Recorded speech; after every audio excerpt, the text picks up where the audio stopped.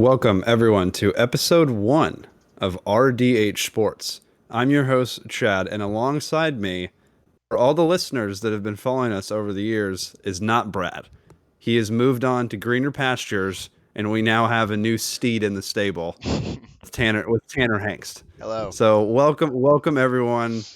My little brother, Tanner Hengst. I know we look really nothing alike. I promise we are actually related. We are. Tanner, how the hell are you doing, dude? Welcome to the podcast. I'm good. I'm good. I'm just hanging out. It's a Go. Friday afternoon, and we're doing the pod, and that's great. And I'm That's what I'm I'm talking happy to about. I'm happy to be here. Let's talk some sports. Absolutely. And Brad, for all the longtime listeners, has moved on to greener pastures. Don't worry, Brad will still jump on the pod every now and then. He's a manager of a bar, and by manager I mean general manager of the bar. Is all the listeners know, and he got a new job that he couldn't say no to. So he works nights, and that's when we record. Hence the Friday night. But we're going to jump into it. And the thing also I want to announce about RDH Sports is we are going to cover way more than what we covered before. Used to be just football. Now we're going to cover pretty much everything under the sun. Today, we're going to talk about March Madness. Tanner's going to cover it because he was literally there with the A&M band, no big deal. Then we're going to talk about opening day, specifically the Angels. I wore my Angels jersey, Pop's jersey from the 90s. I promise I'm a fan, but it's going to be a bit of a rant, I'll tell you now. And then the third thing we're talking about is we are ranking every quarterback in the NFL. No, every single quarterback in the NFL. Most of them are going to be starters next year, but probably half of them won't be. You know what I mean? Who knows what's going to happen? But we'll jump into this real quick. Tanner, go ahead and kick us off with your March Madness and tell us how that went. I'm gonna start by just talking about like my experience with the March Madness Mhm. and everything that I experienced. Chad talked about I'm in like the A&M bands, and what I'm in is I'm in like the A&M pet band, which is like the band that follows like both of the men's and women's basketball teams, the volleyball teams, and the soccer team. And so basically, if any one of those teams is good and they go to like the playoffs or they go to like a respective tournament or conference tournament, I get to go because I'm with the band, and the band is like the spirit team. But I was able to go to Tennessee where I watched the SEC men's tournament, and I went to Iowa where I was watching the first and second rounds. Well, only the first because A&M lost in the first round, but the first round of the NCAA tournament in Des Moines, Iowa, and that was really really fun, and it was all paid for, so that was really cool. But I will start on the games that I was at. I was actually able to attend 4 games while I was there. I paid for some of them. Some of them were free. But let's start with the obvious one: Texas A&M versus Penn State in the first round. I think this is the Midwest region. Yeah. So I just want to start by saying this game was probably one of the most boring games I've ever watched, but also one of the craziest games because I swear I looked up and it was the second half, and Penn State had scored like 70% of their threes. And that's insane for a college You're just team. like, yeah, you're just sitting there and you're like, yeah, this is dope.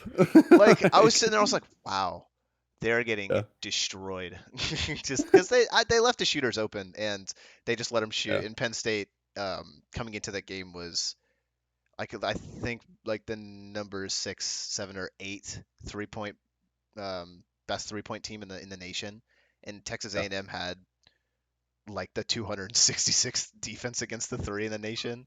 So I mean yeah. it went pretty We expected.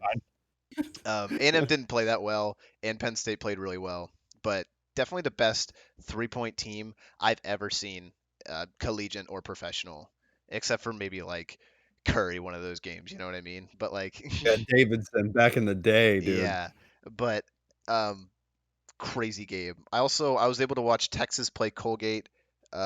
I got to see that one live on the floor. That was really cool. Texas beat the snot out of them. They're really good. Jabari Rice is sick. And they have Oh, he's good. what's the other kid? Carr. He's pretty good. Number 5, I think he is. He was diming him up. But I also got to watch.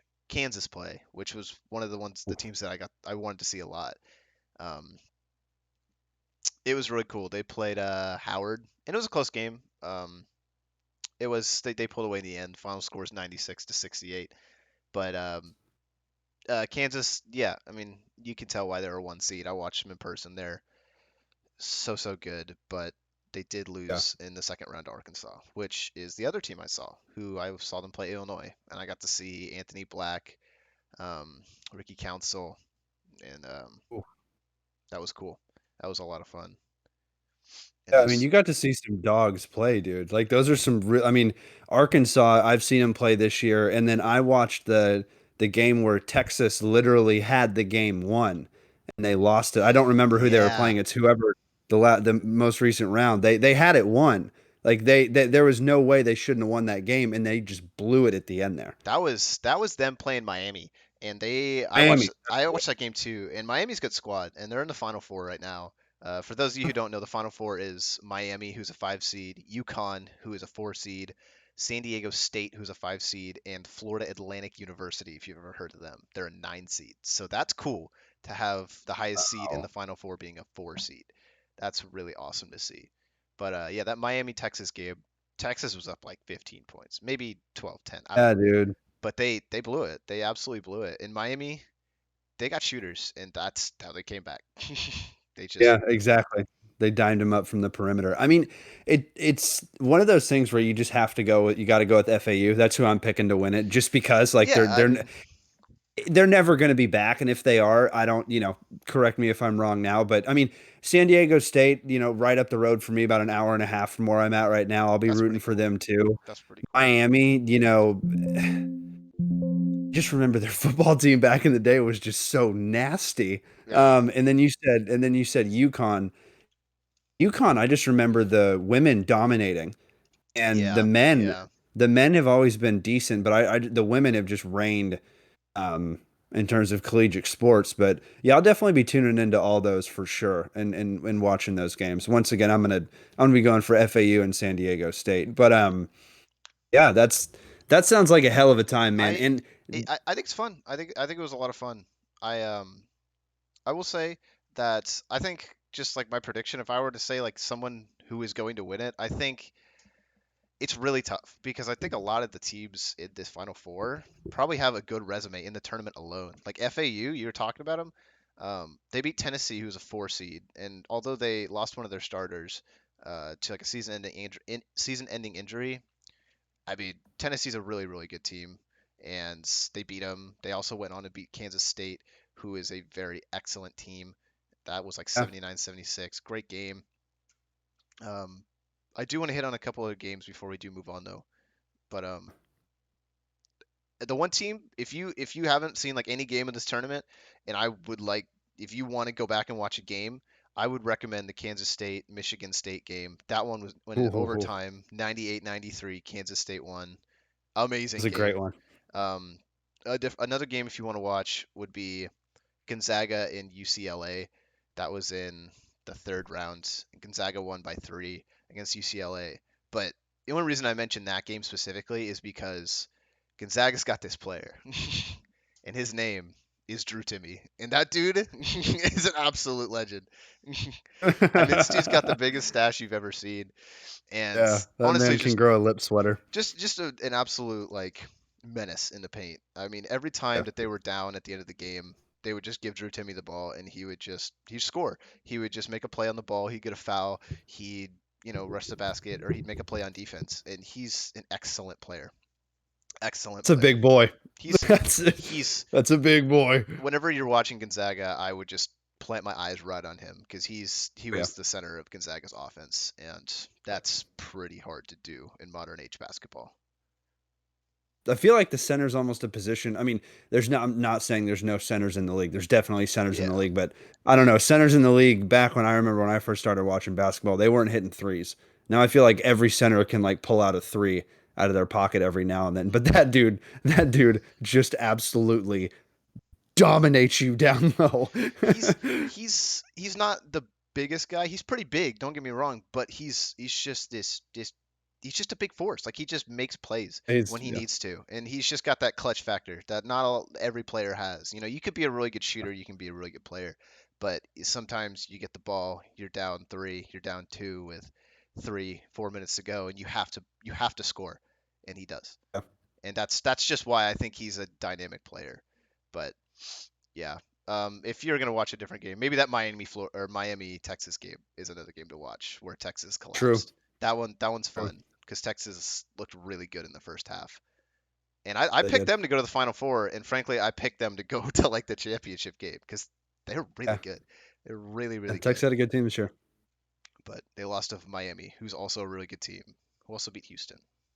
So that's fun. Yeah, I was gonna say Houston. That's who I had winning. So Yeah, I Miami destroyed that one for me. I know, I know. But that's pretty much all on San Diego State. I mean, they're the biggest upsets were like, I think Arizona lost to, oh, who did Arizona lose to? Princeton. That's who it was. And then Princeton beat Uh, Missouri, and they made it to the Sweet 16. So that was really cool of a 15 seed. Um, yeah. what was the other one? There was a 16 seed that won too, which was really cool to see. Yeah, Oh yeah, FDU there. beat Purdue in That's the right. first round. That's right. That's That's right. the second time it's ever happened in NCAA tournament history. A And 16 seed is taken down a number one seed. watching history. Watching history.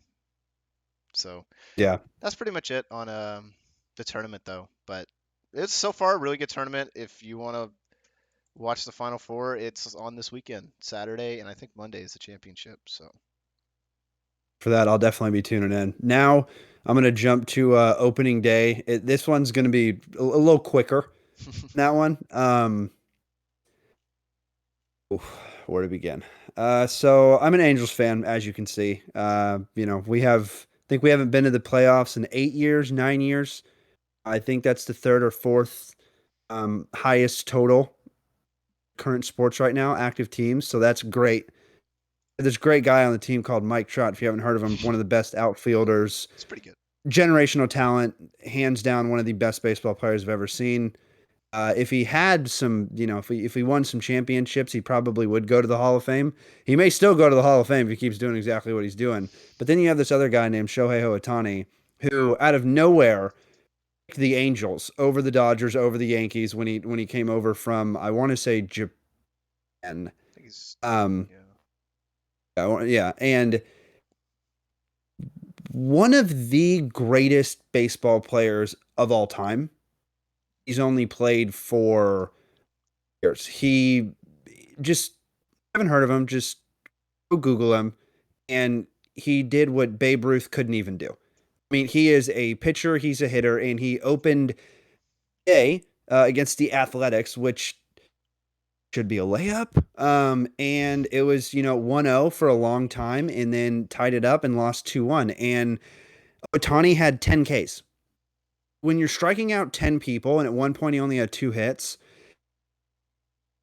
and you're still down by that, like he's pitching, you know what I mean? He can't hit the ball, right? You're taking away one of your best hitters on the team. You still have trouble, but you literally don't have anybody else.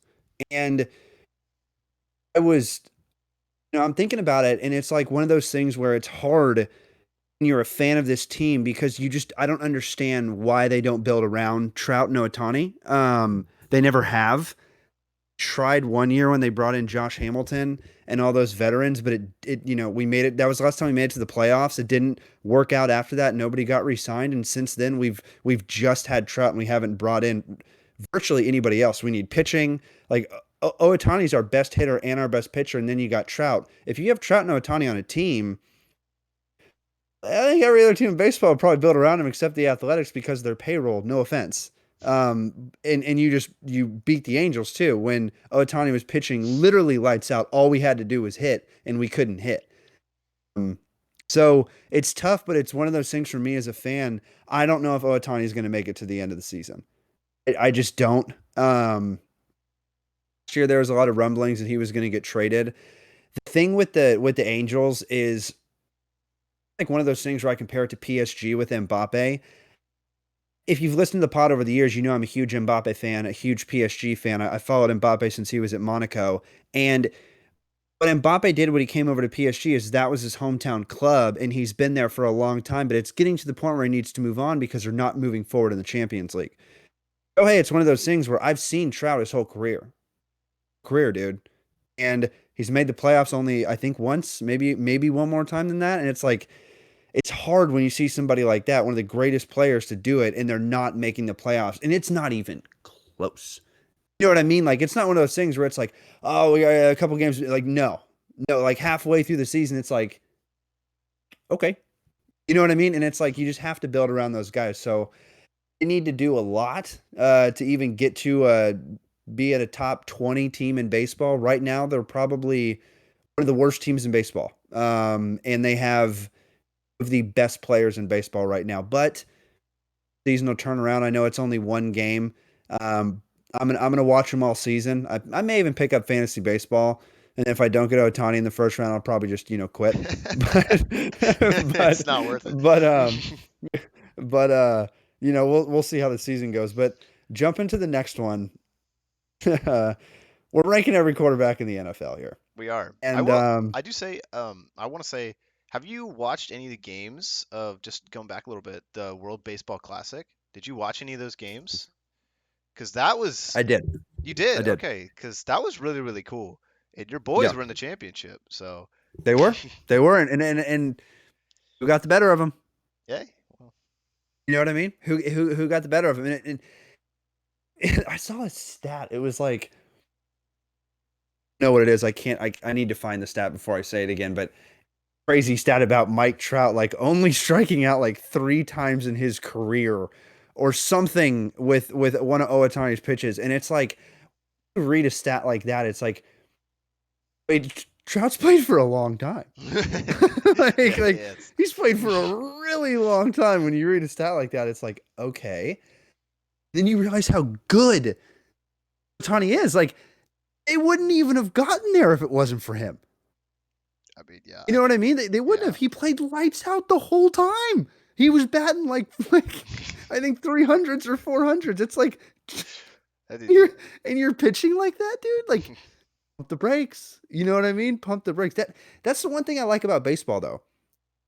They pride themselves on that just even the All-Star game has seating implications. Like countries just pride themselves on playing baseball, and like you don't really see that unless it's with like soccer.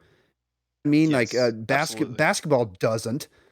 Like they It's used to a lot more, it's with but like with basketball. It's like they just come to the U.S. to play. Like if you want to play, just come to the exactly. U.S. But like there's other leagues and they're good, but like it's the NBA. Like it's just It's the best come on, league. come over here. Yeah, it's the best league. It's easily the best league.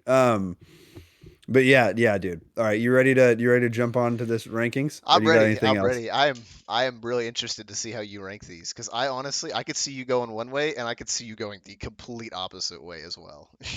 Yeah, that's true. That's true. So we're gonna rank every quarterback in the NFL right now, and some of them are gonna have a long explanation. Some of them are not gonna have really an explanation at all. It's true. And what we're gonna do here is we're just gonna rattle off a couple. I'll probably go a couple, and then we'll switch off and just keep I think going. So I'll do I'll you, I'll do you, start it. well do you want to do Go ahead. like do one per like let's do like go from Okay. 32 down Yes. and then just do like switch Okay. every single one. I think that would be cool. Okay. I got you. I got you. Okay. Yeah. So I'm going. So 32, the worst. I think we have the same number 32. Making me start off with the worst quarterback in the NFL. Well, it's pretty easy. Everybody that doesn't listen to this, it's pretty much a draft podcast. It was. Now it's turning into a little bit more a sports podcast. But if you listened a couple years ago, this kid wasn't going to hit. And his name's Zach Wilson. He's freaking brutal, and he plays for the New York Jets. Who's your 32nd, Tanner? My number 32 is the Jets quarterback Zach Wilson. He's Mm, we first pick on the board, He's yeah, that's he's awesome. he's really bad. And the It's only really bad. he's he's better at hunting women than he is hunting touchdowns. Oh my god. I mean he was the biggest scandal in the offseason, the biggest rumor with what he was doing. You know what I mean? And like And to come out too in his press conferences, I'm sorry, you're the quarterback. That's a pretty much requirement position to be a leader. Yeah. Listen to some of his press conferences. It was like, what, you're just throwing everything away. I'm not going to take it away from the kid at BYU. He was nasty. He was good at BYU. I knew his game wasn't going to translate to the Hmm. NFL. He was literally like a little bit faster version of Johnny. That's exactly what he was like. Johnny, thank you for the Heisman, sir. I met you in person. Great guy. Didn't make it in the NFL. Like what happened, You know what I mean? Didn't make it in the NFL. When you're running in the 4.5s 40-yard dash as a quarterback, you would think that's fast, which is what Johnny ran, which is what I'm pretty sure Zach Wilson ran. Hmm. You have defensive ends that are running in like the 4.4s and like the low 4.5s, like defensive ends. You have, then you have linebackers. Don't even get me started if there's a cornerback blitz. You know what I mean? Like it's Yeah. such a hard league. And I'm sitting here on my couch on a Friday night drinking a beer, criticizing Zach Wilson. But at the same time, like that, we all know the Jets are gonna, go after Mr. Rogers. But we are on this one. By the Zach way, Wilson ran. What did he run? 4.84, I think is the official time. no, he didn't. He ran a 4.8. That's what it says. 40 time Oh 4.84. my gosh. Well, that's bad. Okay, That's well, I'm real sorry, bad. Johnny. I'm sorry, That's Johnny. real I'm bad. sorry, Johnny. I didn't mean to put you in that. Okay, well, both agree on that one. Let's see if we have a different number 31. Bay Buccaneers quarterback Baker Mayfield Wow. is me at 31. Now, Baker went to high school, not far from where I live for the last 23 years, 26 years. Um, he's just I think a worse Jameis Winston. And I just Jameis Winston isn't even on the list. So that's that's That's kind of where I'm at. true. With Cynthia Charles It's Davis kind of here where on. I'm at. So Oops. who is your number 31 My here? number 31 is Desmond Ritter, mostly because we really haven't seen anything from him. And at this current moment, he is the starting quarterback. So, Yes. He's not too far off. By the way, this is horrible for me to do this in the middle of the podcast, Tanner, but my computer's dying. So you keep talking. I'm going to set the mic down and I'm going to plug my computer in. um, I mean, Desmond Ritter.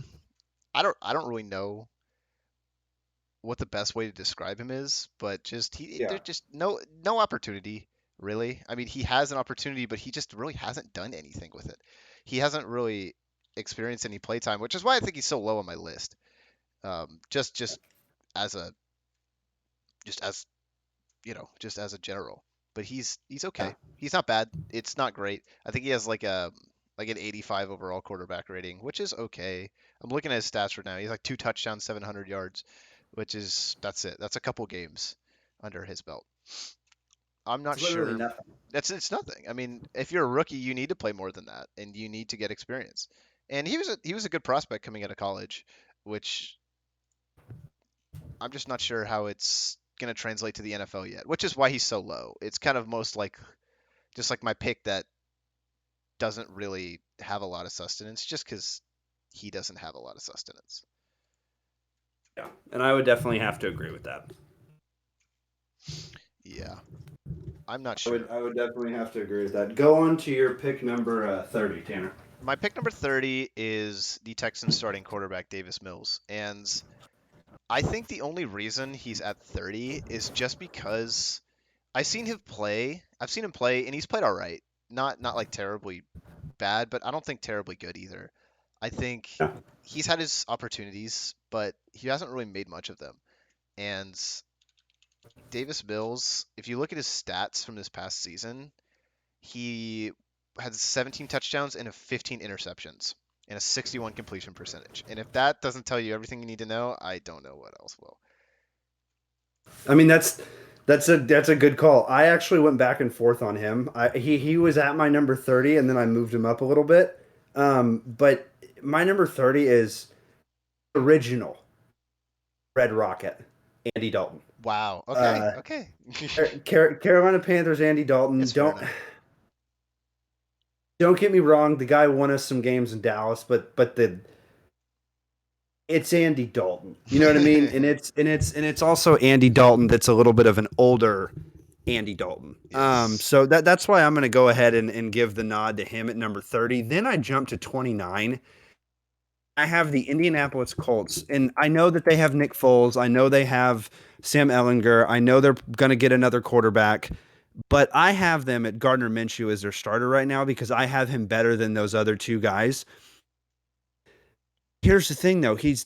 Gardner lost out to Jalen Hurts at Philadelphia, which I mean, That's I'm not going to tell you where he is because I don't want to spoil it, but he's up there.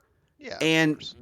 he's not going to. He played well, but at the same time, thing with Gardner is he has had playing time, and it's not that he hasn't done well with it. It's just one of those things. He's just not a top tier quarterback right now, unless something drastically changes. Who is your 29? I think we're at. Yeah. My 29 is the Steelers rookie Kenny Pickett, and Uh, I I think I think he had an okay rookie season, but I think he was mostly the product of a really good system in Mike Tomlin, and it wasn't good. It was not good. he was Yes, not. you're right. It was not a good rookie season. Yes. His rookie season was like okay at best. There were some good He had moments. 7 touchdowns and 9 interceptions. Yeah, that's what I'm saying. He had good moments. He had good moments, but overall, just the season as a whole was bad. And I think they still had a decent record at the end of the season, which is crazy to me, the Steelers.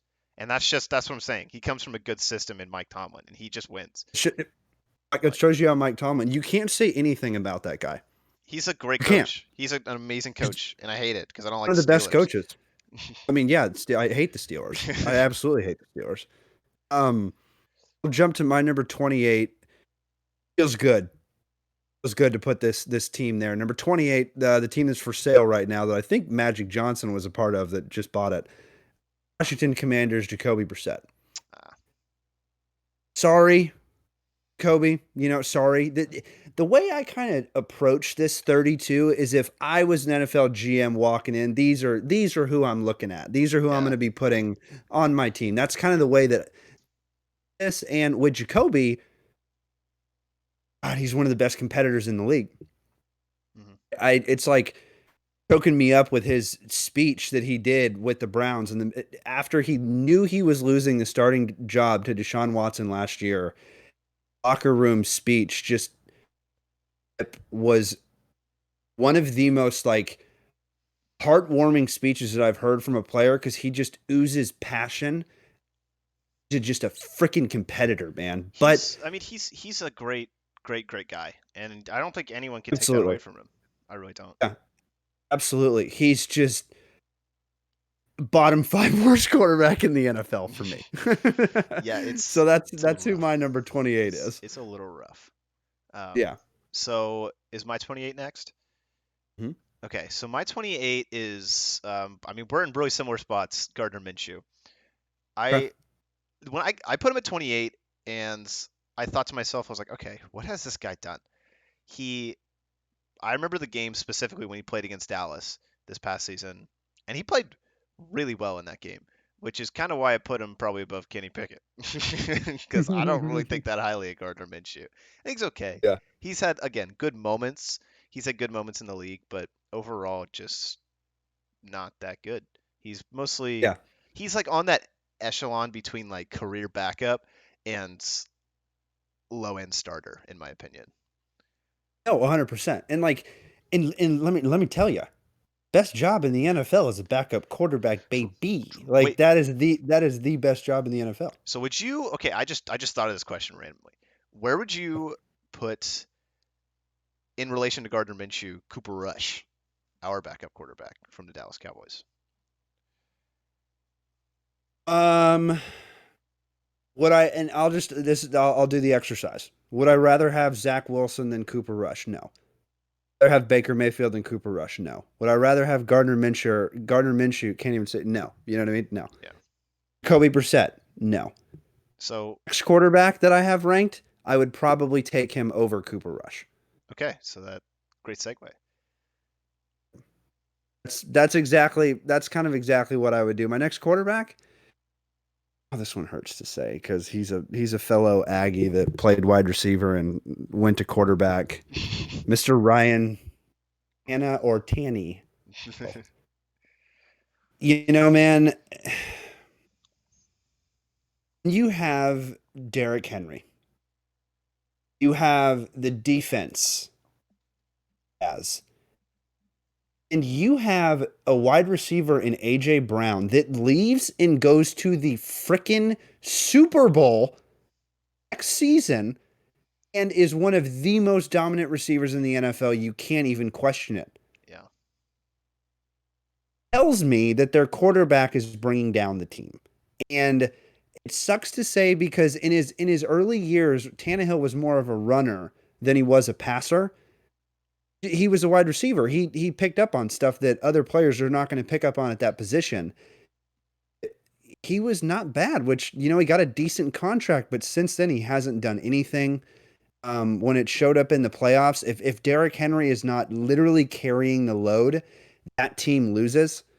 It's true. So that's why I got him at 27. It sucks, but He's if I'm just. an NFL GM and I'm walking in, it's like you haven't done anything, dude. Like, Do you remember when Tannehill was playing in Miami, and he was supposed to be like that next guy? You know what I mean?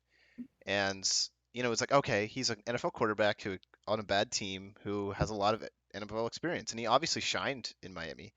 And it was like, okay, Titans took a chance on him, and honestly, for the first like 2 seasons in he was Tennessee, hooping. he was good.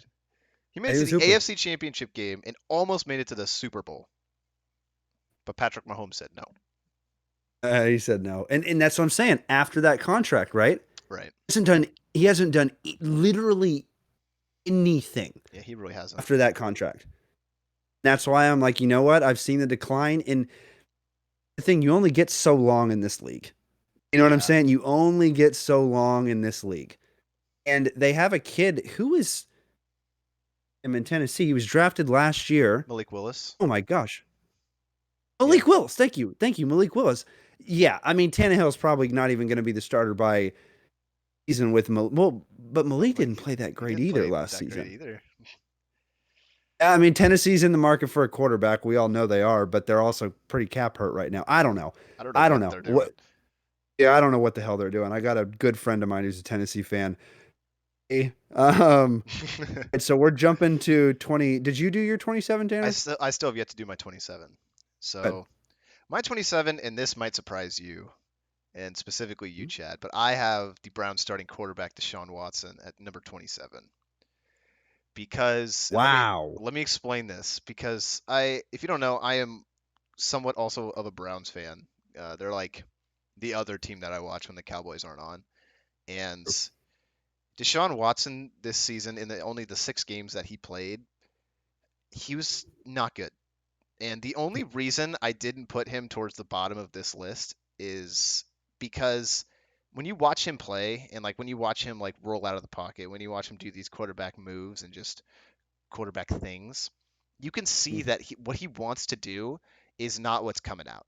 Like he has the intuition, and he has like these playmaking abilities, but he just throws the ball and it just to the dirt.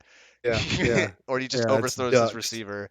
He's doing this sidearm thing, and it's just like, what are you doing? You can't do that right now. Like you're this at this current moment, I don't think he's a very high quarterback, just because he hasn't played football in how long, and he's just doesn't have the mechanics, doesn't have the skill, doesn't have the training camp, doesn't know the playbook. Like there's a lot of things that he doesn't know at this current moment. Now, hopefully he takes this off season and he gets a lot better, and he trains and he works hard and he learns everything about this new offense and everything that he wants to do.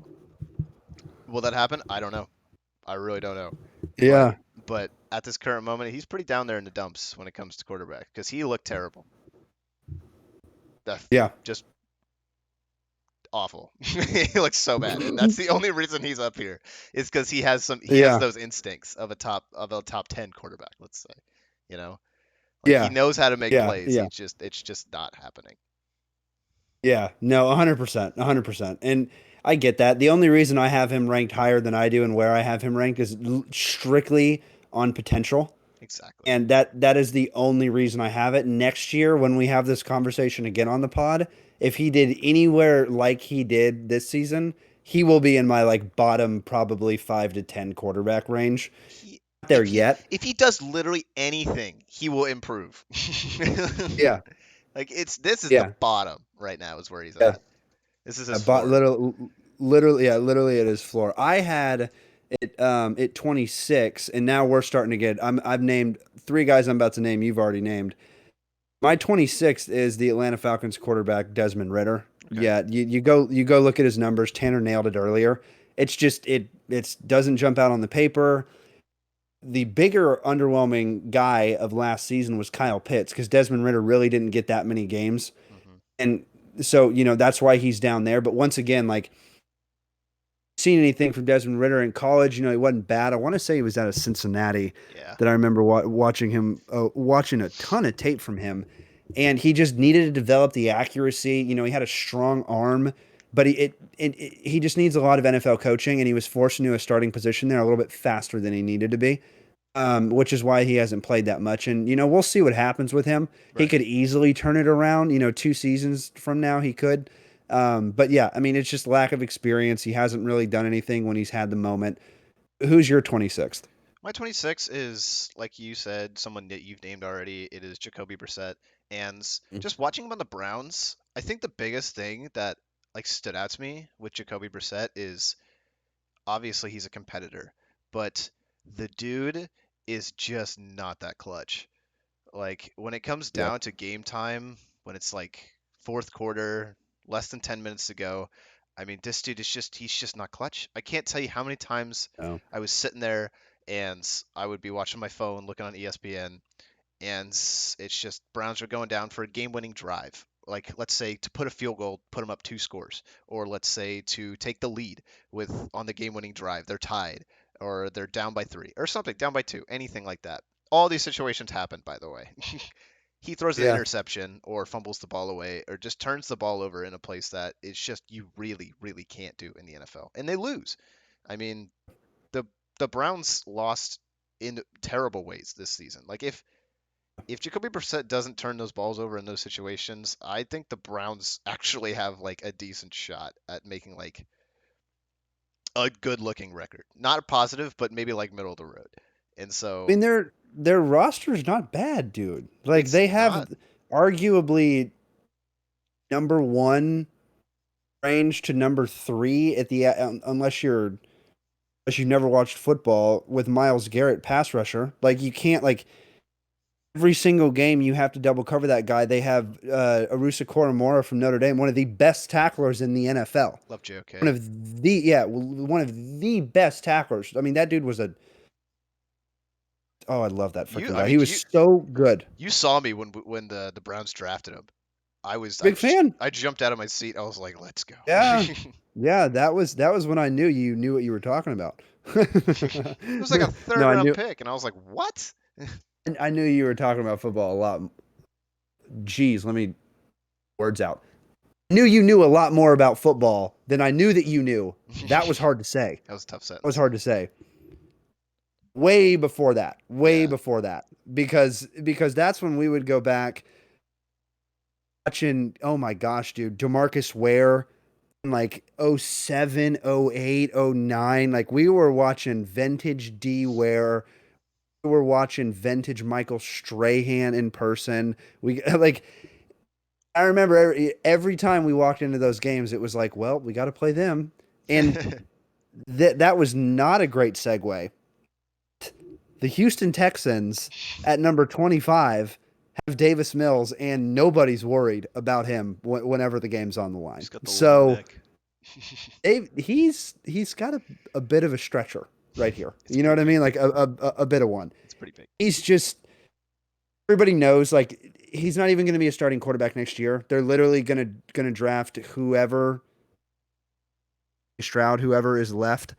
I've been seeing a lot of mock drafts lately that CJ Stroud's going to go number one, which is very interesting to me because I have Bryce Young as a better quarterback than CJ Stroud. Hmm. So that's pretty interesting to me. But the other thing that I want to hit on draft real quick is I just want to say haven't gone to the website, it's going to be the new website, rdhsports.com. It was Chad and Brad Sports, but now it's rdhsports.com. I have a top 75 top offensive ranking articles that I've written, everything leading up about these draft players. Anthony Richardson, the quarterback out of Florida, I have been on this kid a while, dude, and he wasn't getting any love up until about 2 months ago. And then his pro day, he's just shot up the boards. And I saw a mock draft the other day, which is what I'm getting back to this mock in the Texans, that the Houston Texans took him. And I'm going to be honest, that is the biggest Houston Texans pick I have ever seen. Because I could see the Houston Texans pulling some stuff like that. I don't think it's going to happen, but the Houston Texans are absolutely getting a quarterback at number 2. Davis Mills will not be the starter next year. Maybe the beginning of the season to get up to game speed, whoever they take, but he will not be the starter by the end of next year. Who is your 25th? Me at 25, I have, we haven't talked about him yet. I have Mac Jones. Oh. I do not like Mac Jones that much. I do not think Wow. he is that good of a quarterback. I think I mean, he's just, maybe it's just the hole that Tom left, but Oh, I have him. I have. Oh, okay. Sorry, I didn't find him on my list. I thought I forgot Mac Jones. I was like, that. Of course, that's the guy I forget. But he's not too far off. I agree. yeah. He's not very impressive. He just hasn't done a lot, you know? I mean, I remember the game, I don't remember what year it was, maybe 1 or 2 years ago, but the Patriots won the game and Mac Jones threw the ball 3 times. That was it. Patriots won. It was a snow game, granted, but I mean, Mac, if your quarterback can only throw the ball 3 times and you can still win, I mean, you're obviously not affecting the game enough for it to matter. Yeah. he's No. he's got talent, and obviously he went to Bama, but I mean, we can all tell that that Bama team was stacked when he was there. Oh yeah. It was absolutely stacked. So we're on 24 now. Yes. Kenny Pickett.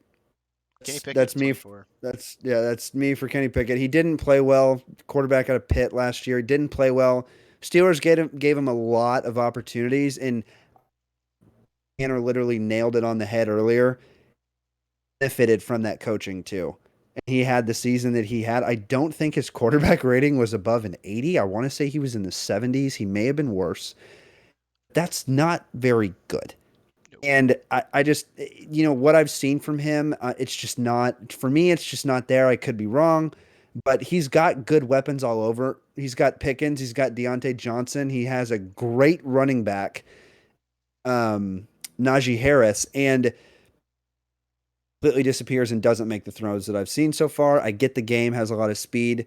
A lot of these kids on their second year have, a lot of sophomore slumps, but also kids that didn't really necessarily have the best first year in the NFL really start getting the game feel their second year. So we could see a turnaround, Yeah. but right now I'm not seeing it, and I'm just going to go ahead and go to my 23 because Tanner just talked about him, Mac Jones. Mac Jones. So Tanner, go ahead and knock out your 24 and 23. For 24, we talked about him. I have Andy Dalton, and I think Yeah. 24, in comparison to you, is probably pretty high with Andy Dalton. But I really didn't think he was the worst quarterback that you could be. Like, I think he still had a little bit of juice in him when he was playing this past season. I don't think he was A little like bit. crazy A little good, bit. but I thought he held it down decently well, you know. Yeah. And then my 23 is Ryan Tannehill. Which Well, is, I mean, I mean, he's just.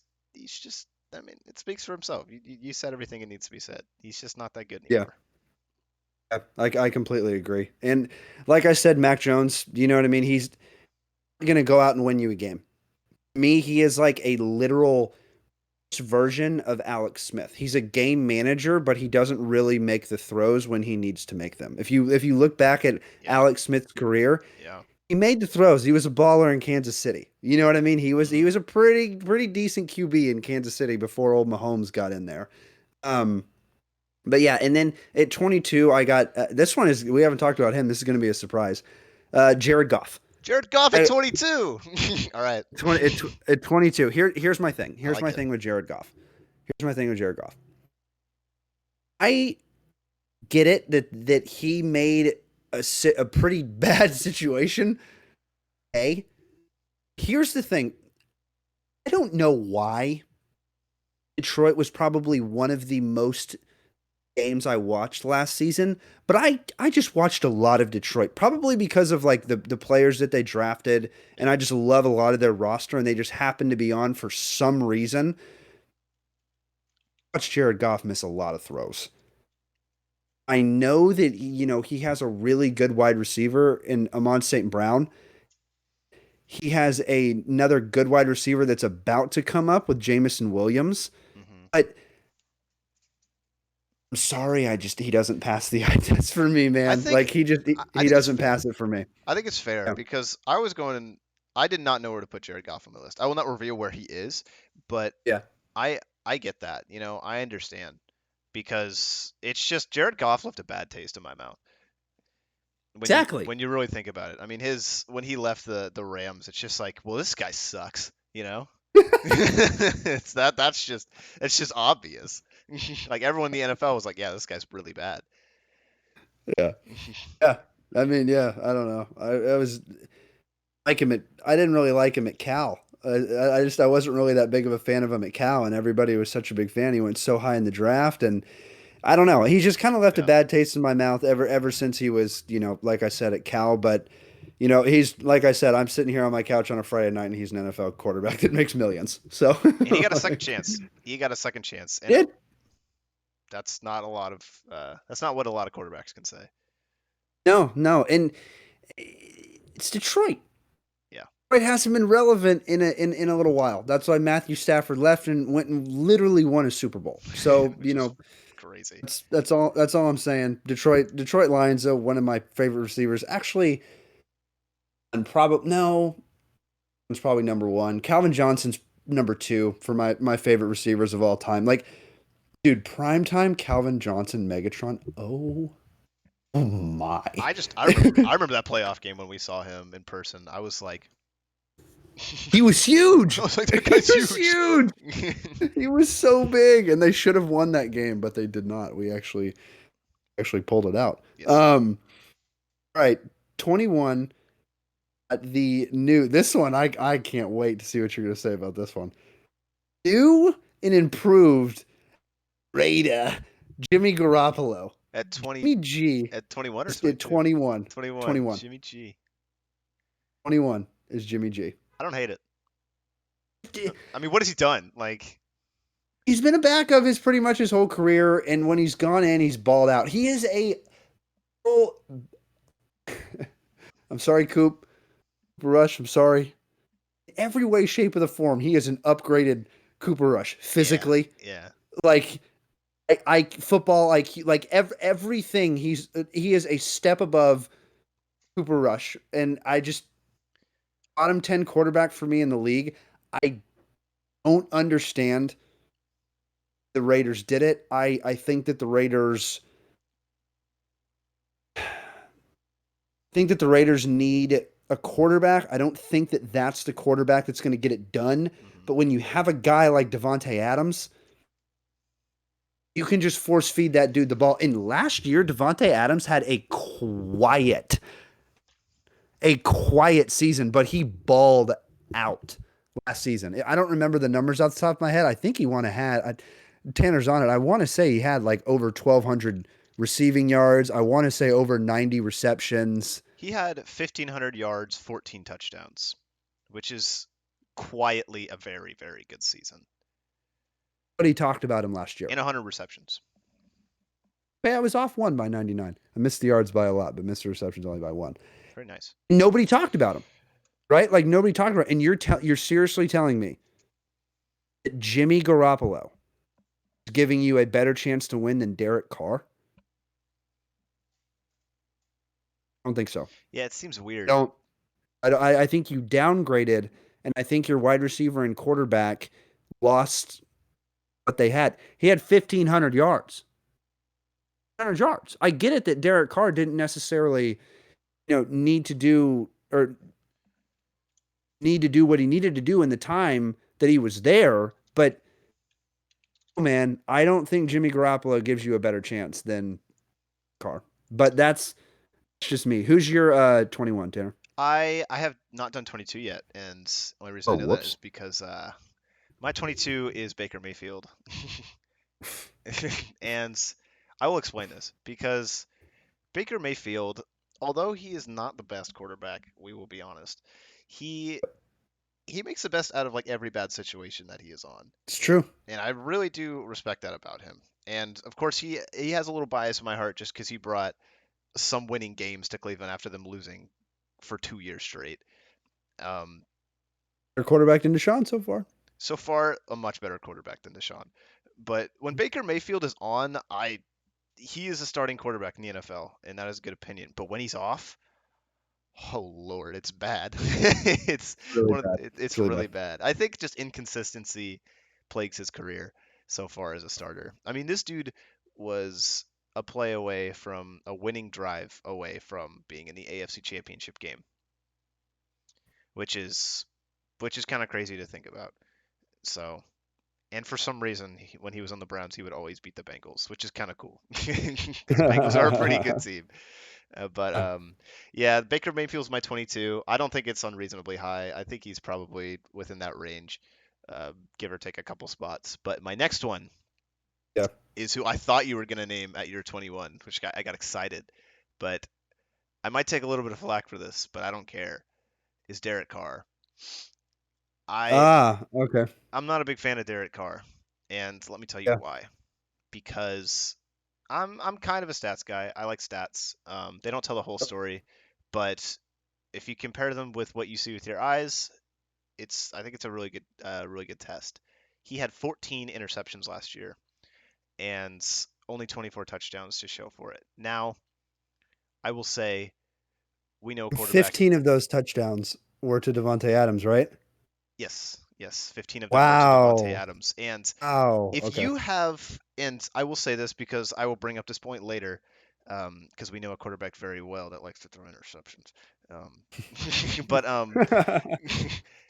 if you have a wide receiver room, right, or receiving core, or just offense in general with Josh Jacobs, Darren Waller, Devontae Adams, Hunter Renfro, and you are stinking it up that bad with 14 interceptions and only 24 touchdowns, I mean, 24 is not a bad number, but I would expect a lot more, honestly. Yeah. I mean, Devontae Adams at the time of that, at the time that they got him, was probably the most sought after receiver, like in the NFL. Like he was that guy. And if you're just like not putting it together with that crew on the field, I don't know what else to say. I mean, they didn't have a great offensive coordinator, but I mean, you're a veteran in the NFL and you've played on the Raiders for how long and you can't get it done? And I mean, the dude got benched and his backup came in and outperformed him. And it was just, I wasn't a big fan. Not a big fan of Yeah. Derek Carr. Maybe like a Yeah. year or two ago, he would have been higher, but his completion percentage was 60%. I mean, that's bad. With all of those weapons that you literally just named too. I mean, and not to Yeah. mention like he's kind of I hate to say it, he's kind of following. Well, no, he's not actually.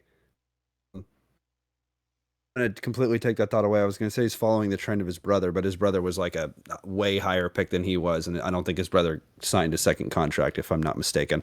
He could have, but I don't necessarily disagree with you with Derek Carr. Derek Carr for me is definitely like upper echelon of quarterbacks.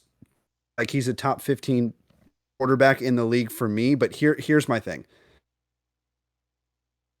An NFL GM walking into an office, there is very to a team, there's very few quarterbacks in the NFL that I would actually be comfortable with at the helm of a team. Yeah. Be 100% honest with you. I think there is probably 10 or 11 guys.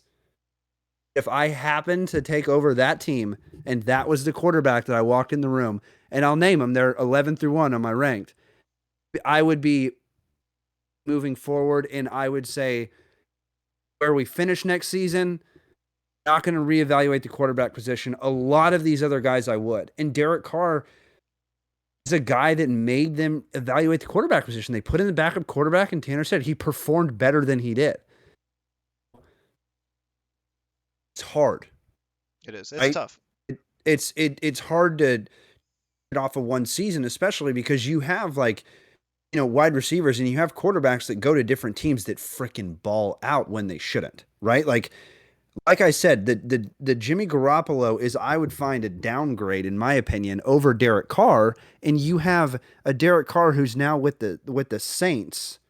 With the Saints, who's going to walk in there and be a starter. Pretty sure he got paid he might be the number one contract this offseason, like in terms of money. I'm pretty sure he's up there. He might be. Pretty sure he's up there. He signed a ridiculous deal because Lamar didn't for get New paid, Orleans.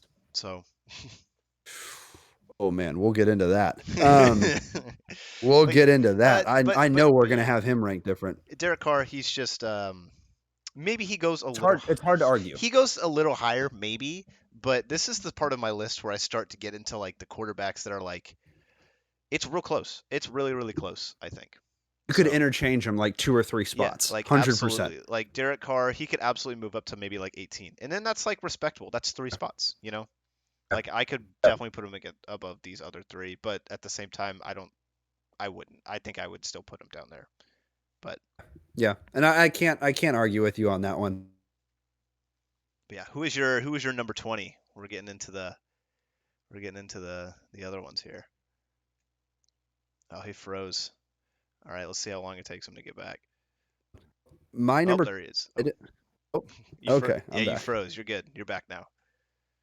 I was gonna say earlier, I think you might have frozen. So, oh, really? That's okay. Yeah. We'll see. We'll see how this goes. But number 20, I had Tua for the Miami Dolphins. Tua as my number 20. Jalen Waddle, Tyreek Hill, Mike Gesicki. You have, Gesicki's still on that team. Yeah, or did Gesicki get traded? He was last season, I think. Yeah, he was last season for sure. Regardless, you have the fastest receiving core in the NFL, bar none. It's not even close. The thing with Tua, that he's still young, which is crazy. He's still young. I don't think he's going to be in the league much longer with those concussions and the injuries that he continues to take over every single season.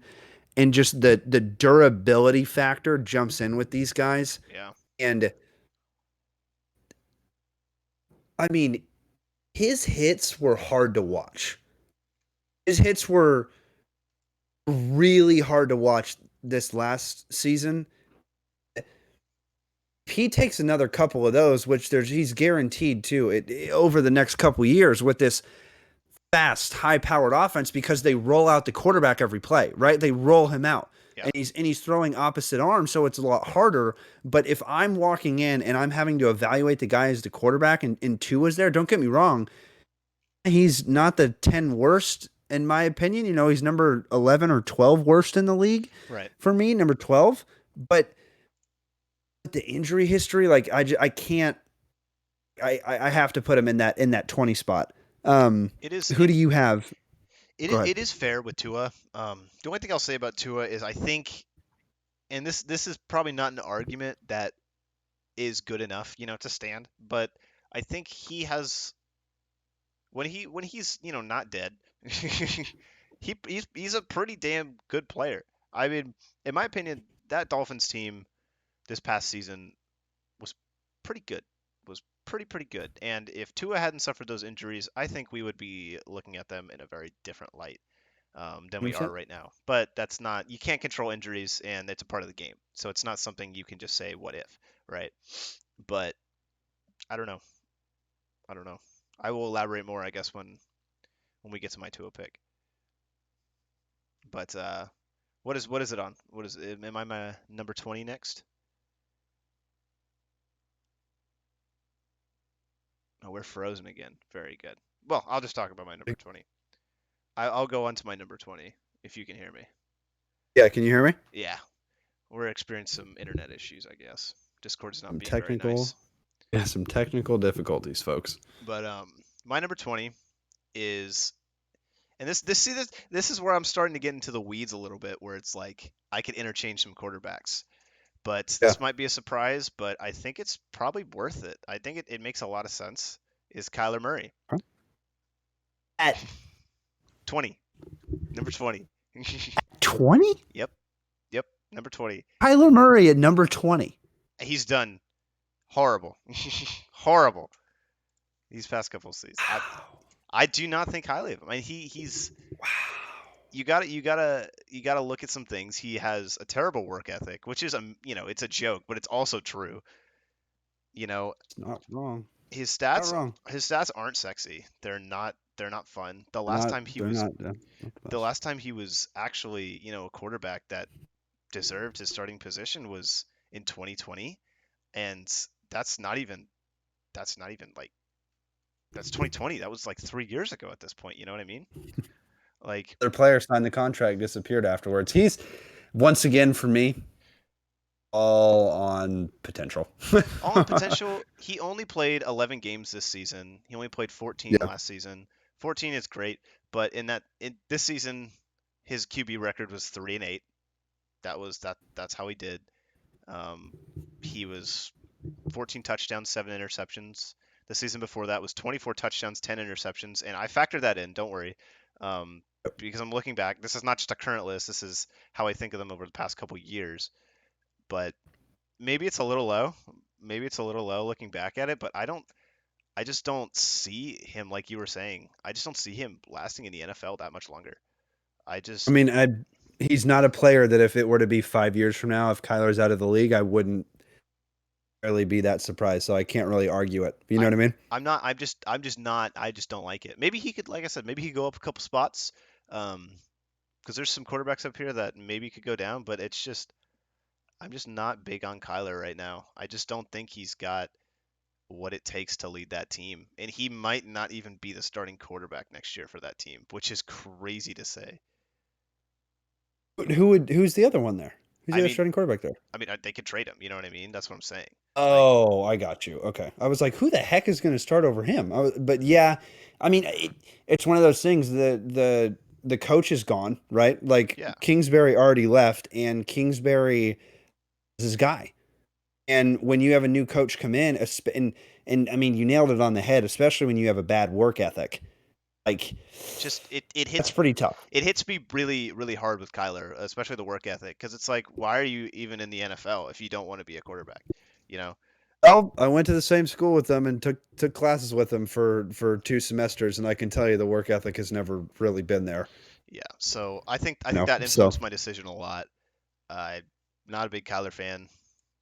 Um, yeah. no, no, I'm not. I'm not a big Kyler fan, and the thing about Kyler too, it's what's hard is that he's a lot higher ranked on mine. I won't give away where he is, but he's a lot higher ranked on mine, and that's strictly pulls himself out of this last couple year funk, back to the Kyler of old. Then hate to say it, but he's the top 15 quarterback in the NFL. It's not even close Yeah. with the wheels that he has, but Absolutely.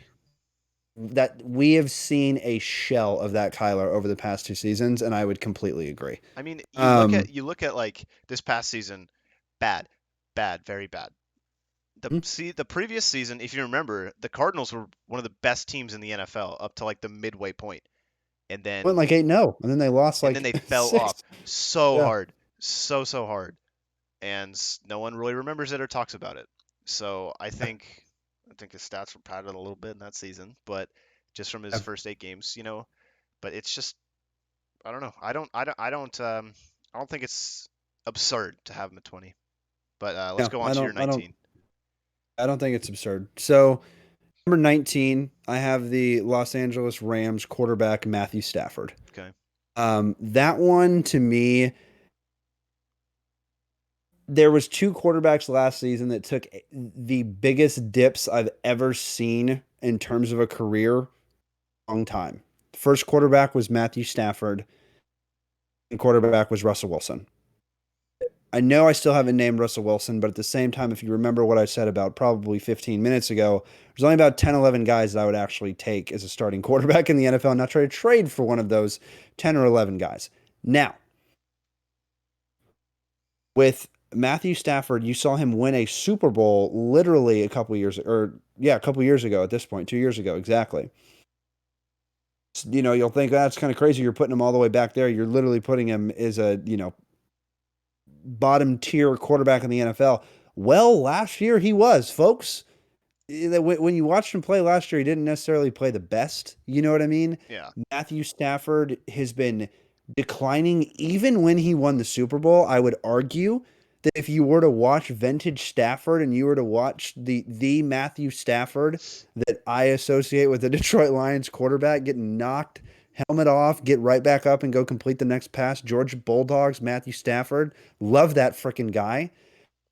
But he's on the back nine of his career, and I think it's starting to show. And I think I've just seen it a little bit early, and that's why I have Stafford at 19. Yeah, I don't think it's crazy to have him at 19. I mean, he's old and he just missed like an entire season basically. So, you don't have a quarterback and the Rams sucked and they don't have like half their players anymore. So, Yep. Absolutely. I'm focusing on Cooper Kupp because I got him in my dynasty league. So let's rock and roll Kupp. that'll be fun. That'll be fun. You didn't do 19 yet, did you? No, I will do 19 though. At number 19, I have Jimmy Garoppolo. It's about time he showed up on my list. Yeah. He's Yeah. and the funny thing Handsome is bastard. he's Derek Carr was 21 and Jimmy G is 19. So they're really really close.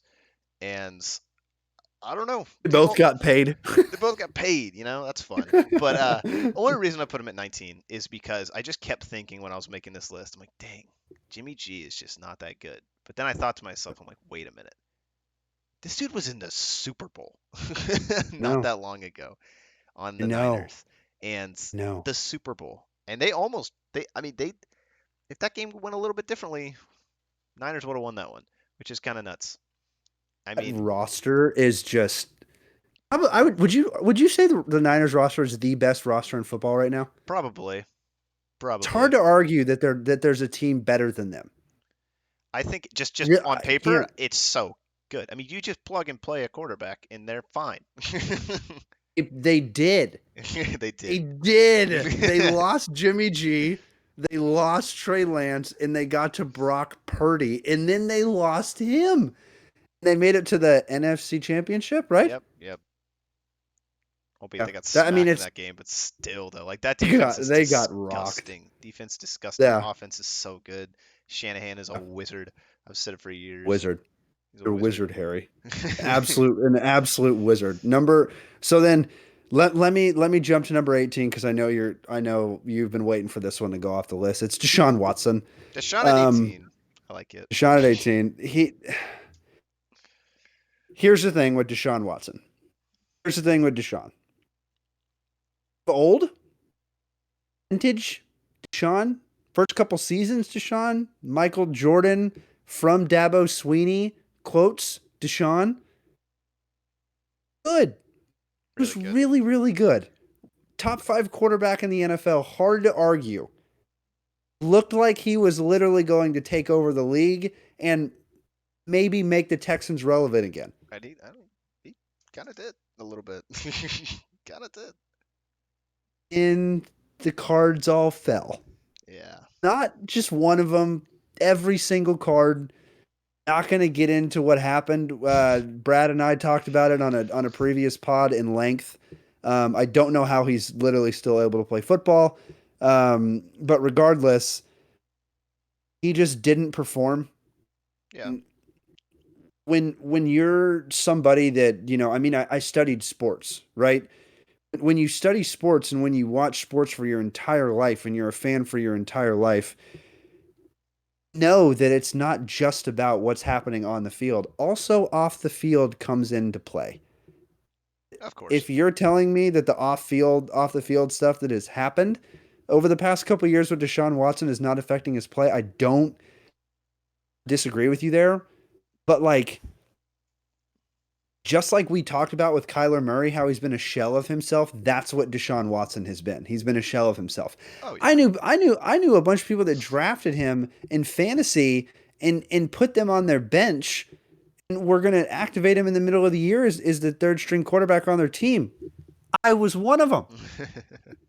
He didn't do anything, and I dropped him the second week because I didn't have a backup quarterback that I could use in fantasy last year. And it's one of those things where when you walk into that front office and that's the guy that's leading the team, he has literally one more season.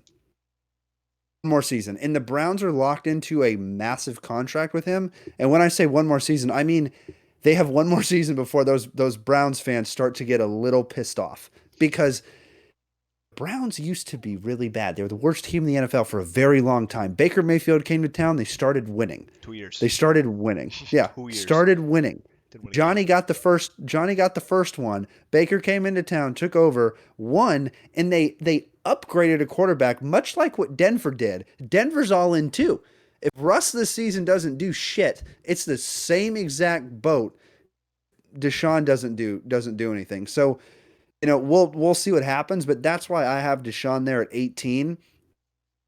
Easily put Deshaun and Jimmy Garoppolo, swap them 21-18. Even Jared Goff, like looking back at the list, you know what I mean? Yeah, A of lot course. of these guys are interchangeable, like Tanner said, but yeah, that's who I got at 18. Who do you got, Tanner? At 18, I think he slots right in right here. It's Justin Fields.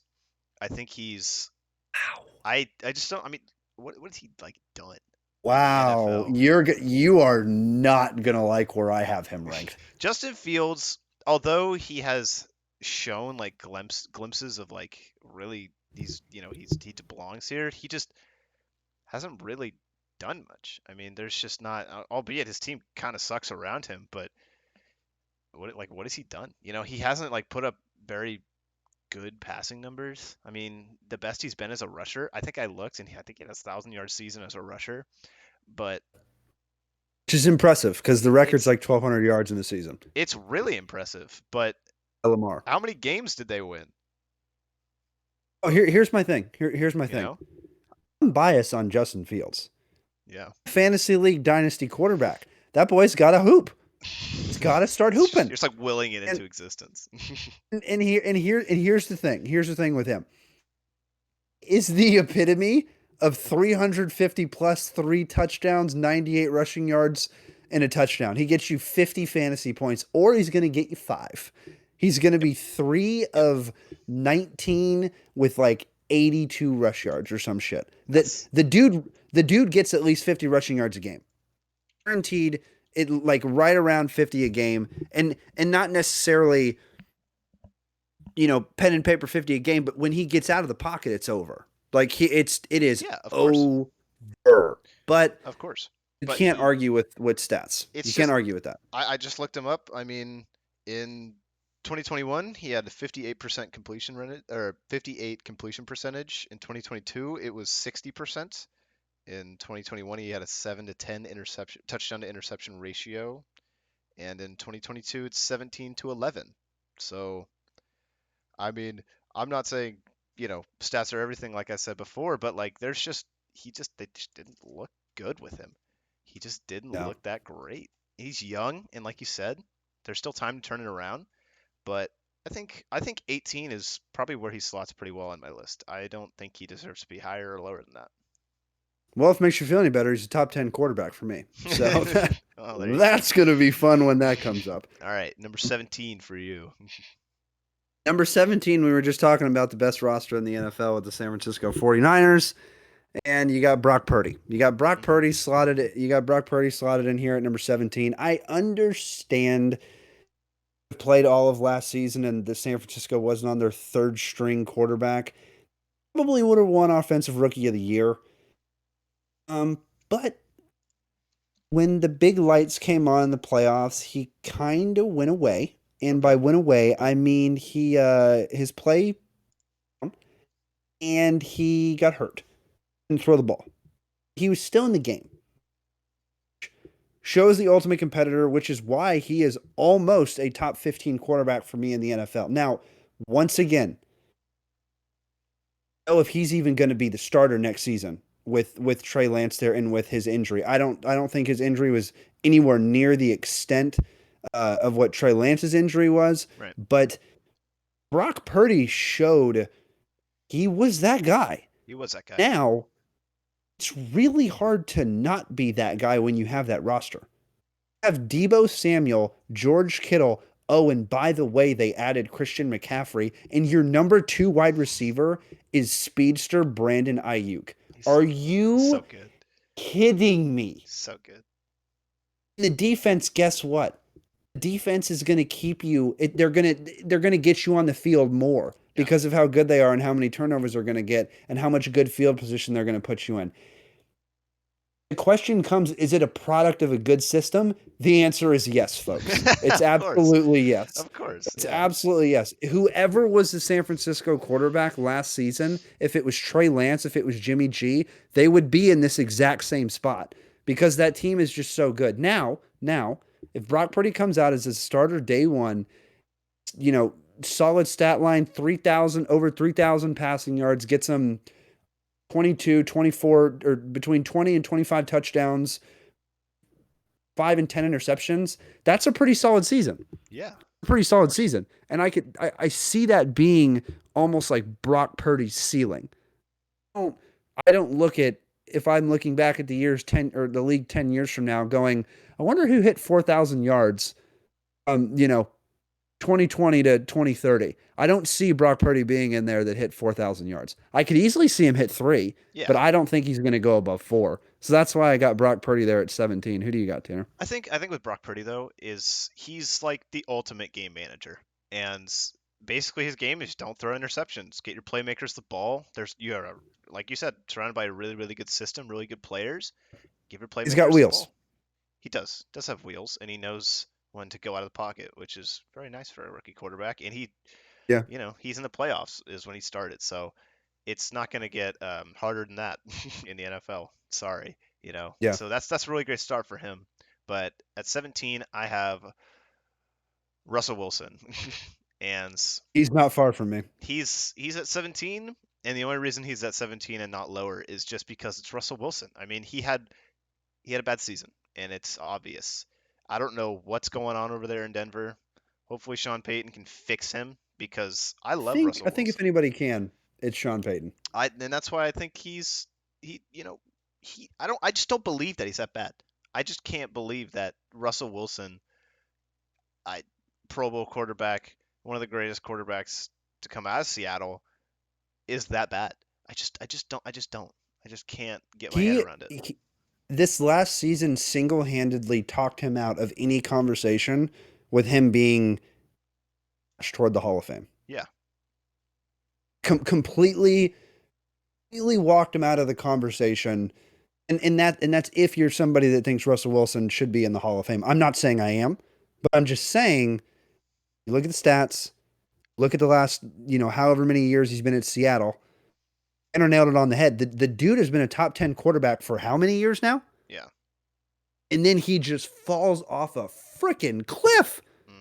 I mean, just the play was, like I said, top 10 quarterback, and now he's dropped himself out of the top 15 for me. He's right there, but man, if anybody can fix him, it's Sean Payton. Exactly. You know what I mean? And Denver is all in on Russ. And the thing with Denver is, if you're a Denver fan, I'm sorry. You had John Elway at the helm. The dude couldn't pick a quarterback to save his life.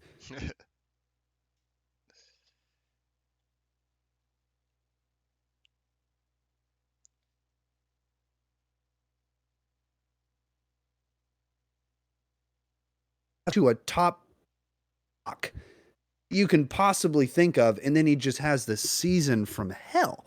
Yeah, So it's bad, not great. yeah, I mean, we'll see what happens. That was your 17, That was right? my 17, yeah. Well, my 16 is Russell Wilson. Your 16 is Russell Wilson. Well, my 16 Oh. is Brock Purdy. So Nice. we're right there. Nice. What do you have for 15 then? Because we just talked about both. I jumped to Minnesota and Kirk Cousins. Christian Captain Kirk Cousins at Exactly. 15. I just, he disappears. Like that's the best way I can describe it. He disappears. I get it. He is. If you were to tell me, I mean, he's one away from number 16. He is the middle of the pack. Cousins. That's been his career. Everything. He is the middle of the pack, and he has a receiver in Justin Jefferson that is going to go down in history easily if he keeps doing what he's doing and is going to. I don't think anybody's ever going to beat Randy Moss for the best wide receiver that the Vikings have ever seen, but he's going to be Just number two. Justin's getting up there, man. Yeah, Vi- Vi- Justin's getting up there. Vikings fan thinks he's gonna be crazy at the end of his career. So Yeah, I mean, we could definitely see it. But the thing is you saw Minnesota a couple of years ago, yeah, when they drafted Kellen Mond from A&M in the third round, and then gave him game time all preseason, and then gave him game time starting, and Kellen just couldn't rise to the occasion. The Vikings are okay to move from Kirk Cousins; they just don't have a better option right now, yeah, in my opinion. and So the that's why I got Kirk at 15. thing about Kirk Cousins is he's had statistically two really really good seasons back to back, and especially fantasy wise too. But I don't know. I don't think it is out of the realm of possibility. I do have Kirk Cousins a little bit higher, but you Yeah, know, it makes sense. I mean, that's how he's been his whole career. At but number 15, I have Matthew Stafford, which is it's around the right ballpark. I mean, like I said, dude won a Super Bowl like last year, and yeah, did he look great doing it? No, but that's why he's number 15. I don't think he looked bad doing it either, though. You know, I mean, I agree. he had a really good defense. He had really good offense, but he still has to facilitate that. He still has to not throw interceptions. And at this point, he's a game manager and probably on the same level as Brock Purdy, who is number 16 on my list. So, like it it it kind of falls right into line what we were just talking about. Yeah, literally. And I'm going to jump to number 14, Derek Carr. Derek Carr. I He's yeah, it's a little bit higher on my list, but at the same time, Carr doesn't play well next season. He's going to jump to, 22, 23, 24. So it's not Derek Carr's last effort, is what I'm saying, but I think he has many seasons as a starting quarterback before he starts to teeter at that backup role. It's getting close. It's getting close. I mean, it's getting real close. Yeah. I, Who do you got at 14? I have Tua. That is my number 14. Okay. Just because Okay. I like Tua. Like I was talking about, I think You're if a he big just Tua fan. I like Tua. I liked him coming out, and I think if he doesn't get injured, I think like I really do think that we talk about him in a much different light because he was statistically having a great season, but What's um and he's got the and he offense got to back back it up. So he's got back-to-back concussions though. And that just had it's like scary. that's scary, man. Like that's really scary. But yes, he does have the offense to back it up. He has like arguably best receiving core in the league. We'll get there. Yeah, Arguably, you know arguably. what I mean? We're gonna do an episode on that in a couple weeks, folks. But arguably one of the best receiving cores in the league. You know what I mean? But I you think can't argue to him when he's on the field. I agree. I think with Tua being as young as he is, and he's pretty talented. I mean, Tua. I just think he's number 14, top 15 quarterback in the NFL. I think that's fair if you were just say that without naming any of the names. You know, I mean, this dude is like. I remember when he was like a rookie in his second year as well, and this dude is like the epitome of a better Jameis Winston. This dude will With throw for less like picks. 350 yards, a couple Yeah, interceptions. with literally less picks though, 100%. Yeah, so Um, that's how I got a 14. I get you there. Number 13, this one may be a bit of a shock. People probably got him ranked a little bit higher because his last season and the contract he signed. Thank you, New York Giants. Daniel Dimes. Danny Dimes. I just want to say to New York, to the Giants, thank you signing Daniel Jones for a multi-year contract. I am officially not worried about you to win the Yeah, division. yeah. It is literally the Cowboys, it is the Eagles, and that's pretty much it. And who brought back Daniel Jones on that contract? I believe it's the exact same situation as Minnesota. Don't have a better option.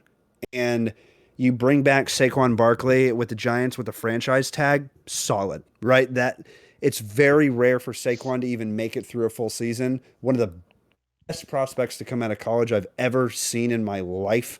I'd put him up there with Myles Garrett. Daniel Jones, I'm sorry, he just doesn't scare me. And I know I'm sitting here talking about a top 15 quarterback in the NFL, and I'm saying he doesn't scare me. shows you. I just feel like there's so many quarterbacks in the NFL that aren't locks to be here in a couple years. And Daniel Jones, to me, I don't know if he finishes out his contract for New York. I really don't because the Giants don't have a receiver. They don't really have a receiver. They have a hell of a running back. Now they have a hell of a tight end. You have a running back and you have a tight end who's injury prone. And you have a wide receiver with Kenny Galladay that signed a hell of a contract that you have a ton of dead money on now and hasn't done anything Anything. since he's got there. You had I think Richie James Yeah. played a couple games that did pretty decent, but like you just don't have guy and they traded away remember who they picked in the draft, but they traded him away to Kansas City. Tony? Um Kadarius yeah, Tony? thank you. Yeah. Thank you. Kadarius Toney. I thought he was their best wide receiver and now he's gone. He's really talented. So he's very good, and he showed it with Kansas City, and now he's got a freaking Super Bowl ring. But the Giants need to address wide receiver in the draft. It's need to, It's a and need. if Daniel Jones gets a clear cut top 30 wide receiver in the league, I know that's hard to do. 30 wide receiver in the league. If you get a number one wide receiver, he's better. Two other teams in the NFL's number one. I do understand why they gave him that contract. Still not worried about him. Yeah. Yeah. I'm not worried about him. But like, especially when you look at the contract broken down, and I know we've talked about Daniel Jones a couple times. Look at the contract broken down, and Tanner was the one to bring this up. It's not that bad of a contract. It's really, really not that bad of a contract in terms of like you break it down and you look at it. And the Giants can get out of that contract in a certain number of years, right? But he's not throwing to anybody aside from Darren Waller, who favorite tight ends in the NFL, but like Derek Carr last year, just completely disappeared. Yeah. So maybe it was a product of that offense, maybe, and if it was, hopefully Derek Carr balls out.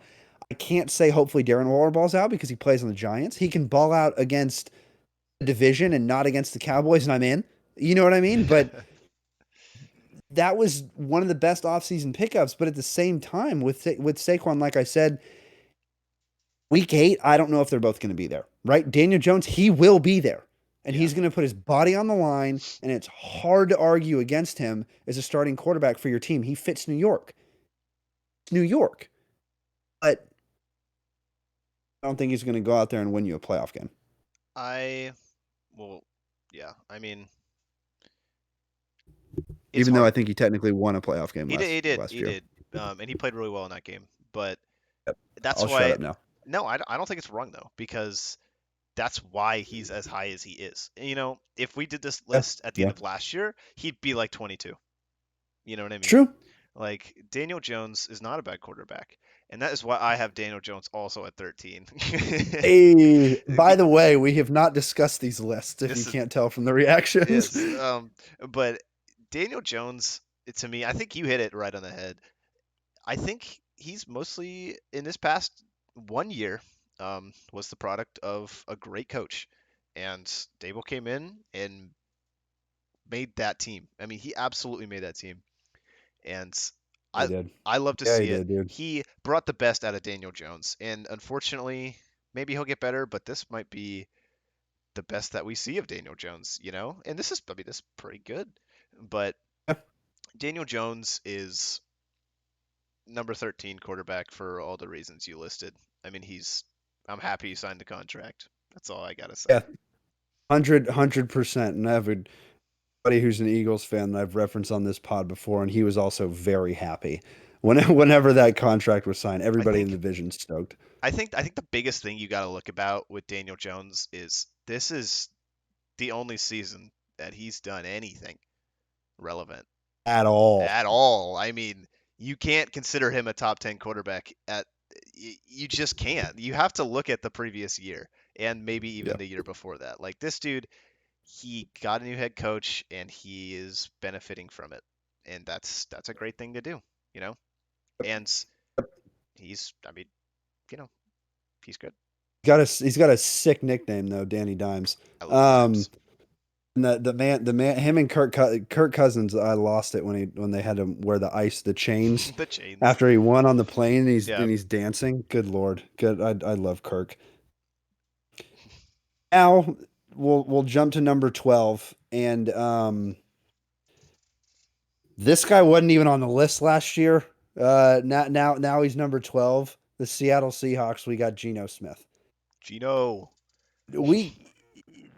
West Virginia University, one of the most fun football games I've ever watched is when I watched him beat UT years ago. Dude, Geno looked like that West Virginia version this whole last season. He had the swagger. He balled. He had the confidence. Here's my thing. Relationships, NFL means so much with a coach and a quarterback. And it's hard to argue a better quarterback coach in terms of relationship, in terms of a positive energy to the building. And he happens to be, I think, the oldest coach in the NFL with Pete Carroll. He's up there. He's very close. I don't think he's the oldest. I think Belichick may have him beat, but I don't know. He's very close to being the oldest coach in the NFL. He's pretty old. Dude, Geno has never had that confidence. I agree. He's never had that confidence. And when you see Russell Wilson leave and lose that confidence, not regain play the rest of the season, you go, hold on. Yep. Hold on. Is this a product of really, really good coaching? Again, the system? Yes. Yeah, I think so. That is exactly what it is. Pete Carroll, everybody was saying Pete Carroll needs to leave in Seattle. Just like a couple of years, or not a couple of years ago, but years ago when people were calling for Mike Tomlin's job in Pittsburgh. It's like, no, these guys have been here for a really long time. They know what they're doing. Pete Carroll knows what he's doing. He doesn't know how to recruit and not get caught, giving kids money in college, but he knows how to coach in the NFL. That relationship with Geno Smith this year, I fully credit that success. Pete Carroll and the confidence that he instilled in Geno Smith, and Geno Smith being able to get back Virginia University Geno Smith, because shit, man, he was lights out. He was my third quarterback. He was my third quarterback all fantasy, and I started him over Dak Prescott some weeks because he was so lights out this season. It's just like, I'm going to bring up the stats again, but only because these are like really good. He had almost a 70% completion percentage, which is one of the highest in the NFL, by the way. 30 touchdowns, 11 interceptions, and 4,200 yards. 30 touchdowns. Geno Smith. Now, he has a great wide receiver core with DK and Tyler Lockett, but sneaky. Like, that's his biggest weapon. I mean, you could argue that his running back was good too, but I mean, his running back was a little bit injured. But the offensive line, not good. And their defense, not the best. Not the best at all. So I think, I think Geno just goes to that level, He sits there, and I think he deserves it. Geno balled out because of the system that he was in, and because the system gave him confidence. I think you put it magnificently. Like, that's 100% the reason. At number 12, I will say. Oh, 100%. Now jump to number 11, and here is where we have the biggest inconsistency. I'm assuming we're gonna have a bit of an argument here. This is where I have Arizona Cardinals. Sorry, I have him all the way here at number 11. The thing with Kyler is that you have a player that 2 years ago or 3 years ago, quarterback in the NFL, and he's still young. Now, things you can't teach. And if you listen a couple episodes or any episode where we're talking about the draft, teach discipline, and you can't teach work ethic. Kyler doesn't have work ethic. It's not Like it, I'm not saying he has no work ethic. Clearly, he has work ethic. He's an NFL quarterback. Once again, I'm sitting on my couch Friday night. But when you have all of these reports coming out and you have teammates coming out against him in interviews, specifically calling him out, you know, it's hard to look past that. But at the same time, gets outside of the pocket, nobody better in the NFL from Lamar Jackson, vintage Russell Wilson. Maybe you can put Fields above him now, but to me, I'm also a little bit biased in terms of the quarterback because I think the ability to escape the pocket, even though you don't see it a lot in today's game, is so vital to be a quarterback. Now, we're sitting here going, Chad, Tom Brady, like he doesn't escape the pocket, and he literally has won 7 Super Bowls. He's been to 10 of them. Well, I know, but he moves around in the pocket. That's a different thing, right? Escaping the pocket meaning you are running for your life, or when you don't see a receiver open. I'll explain to folks that don't really know football.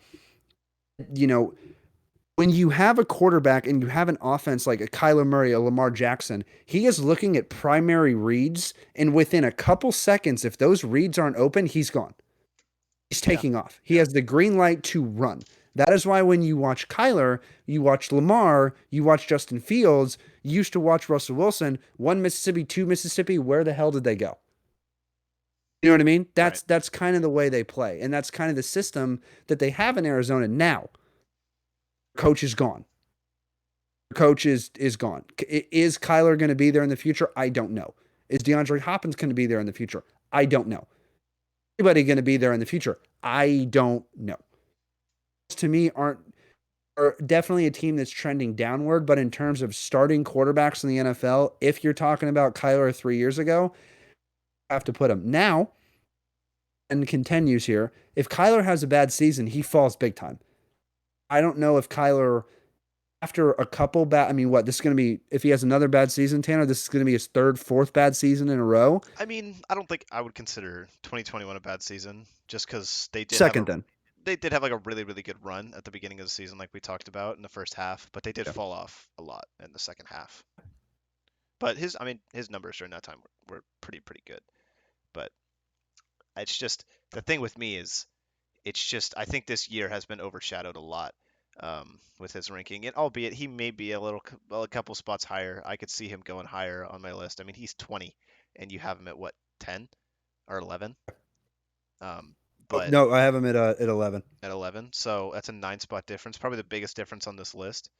But I just don't. The like I said, the work ethic is a big thing to me, and his injuries this past season were a big thing to me, and he makes plays.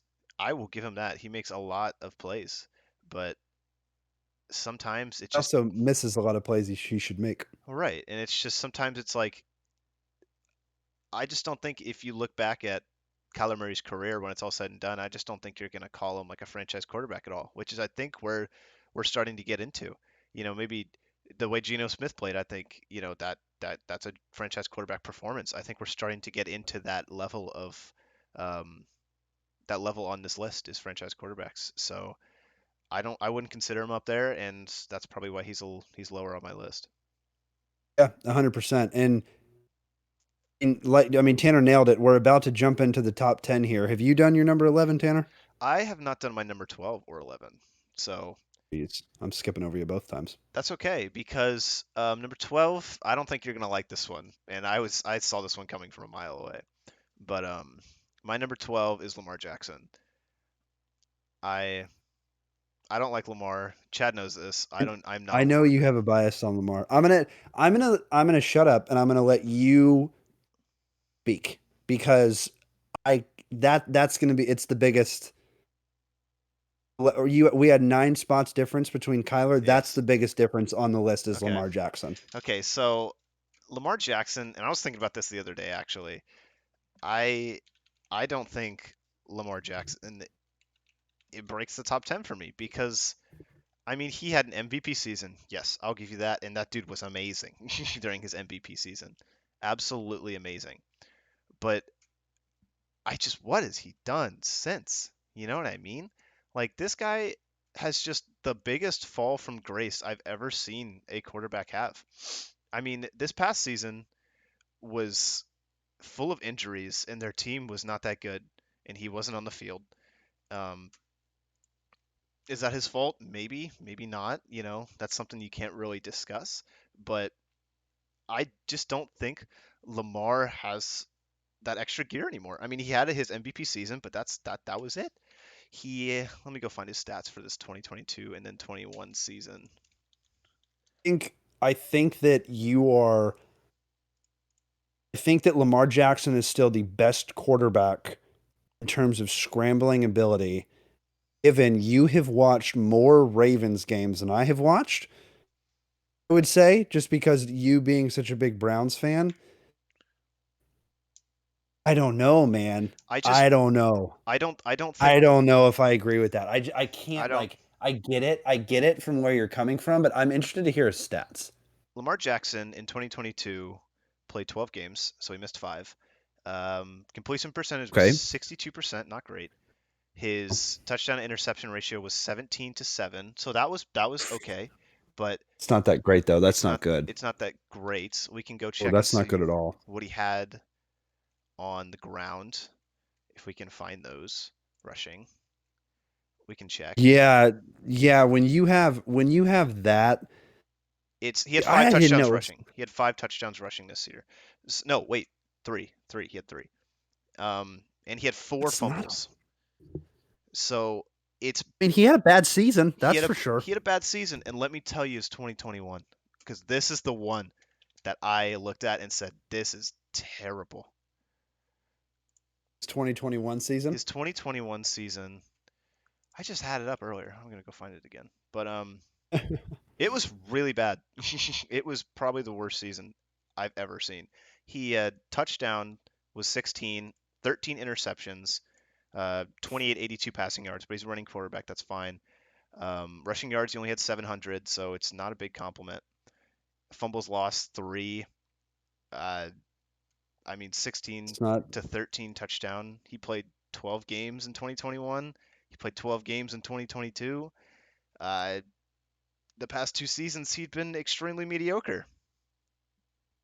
I mean, And it's hard and to argue to against those bad, numbers. like to pretty bad. Like that is not good at all. I don't think he deserves a top 10 spot. I don't think he's a franchise quarterback. He has Well, he has a lot of skills, but they just don't really work like they used to, you know? yeah. I mean, and we'll see, right? Like this is a guy that could be on the exact opposite trend of exactly what we've been talking about Right the here. whole time with these players, right? And With it. yeah, Go ahead. during that time, I just another stat to bring up. He was 8-4 as a starter this season and 7-5 as a starter last season. The previous 2 seasons, he was 13-2 and 11-4. Now, and that's what I'm saying. He had a huge fall from grace. But I mean, just looking at those numbers, just in comparison, it's just not. He hasn't passed 17 passing touchdowns. He has one of the best tight ends in the NFL and one of the best Number two, defenses in the NFL. He's been to the 5. playoffs, didn't really do much. If we look at his playoff games, he's played in 4 of them. He played 2 in 2020 and 2 in the previous years. And I think he's only won one of them. So he's 1-3 in the playoffs. And in those games, he has 3 touchdowns, 5 interceptions, and I won't even find the fumbles because he probably has a rushing touchdown in there as well somewhere. But I mean, it's it hard to argue when you bring up the stats. it's really hard. Yeah, it's hard to argue when you bring up the stats, and it's one of those things where it's like that I'm so different opinion on Lamar Jackson is just because of I can't say that I would put guys above him NFL, right? If I were to walk in. Like that's my big thing. If I were to walk in and be like, "Oh, it's Kyler Murray or Lamar Jackson."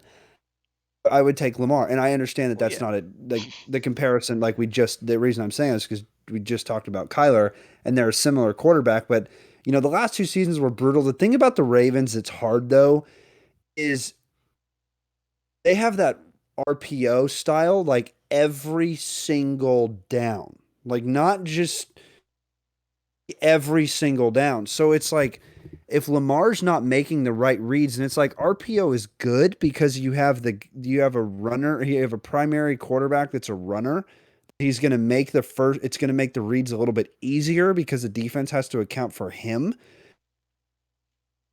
But I do agree that Lamar has definitely taken a step back seasons. But the only argument that I would say, and it's hard to argue because he has Mark Andrews, and Mark Andrews is he is the second best tight end in the NFL. That's just my opinion. Hmm. Had him in fantasy. He balled out. He does not and has not receiver once. No. Hollywood Brown, I get it, but no. Bateman, I get it, but no. They brought Deshaun Jackson back. But in product of Lamar, is that a product of the offense? Is that a product of you know what I mean? Like I there's a lot of think questions, a lot of what it could be. I think it's interesting because with like that RPO kind of style that you were talking about, I don't know if a receiver is like the biggest thing that you want in that offense. You know what I mean?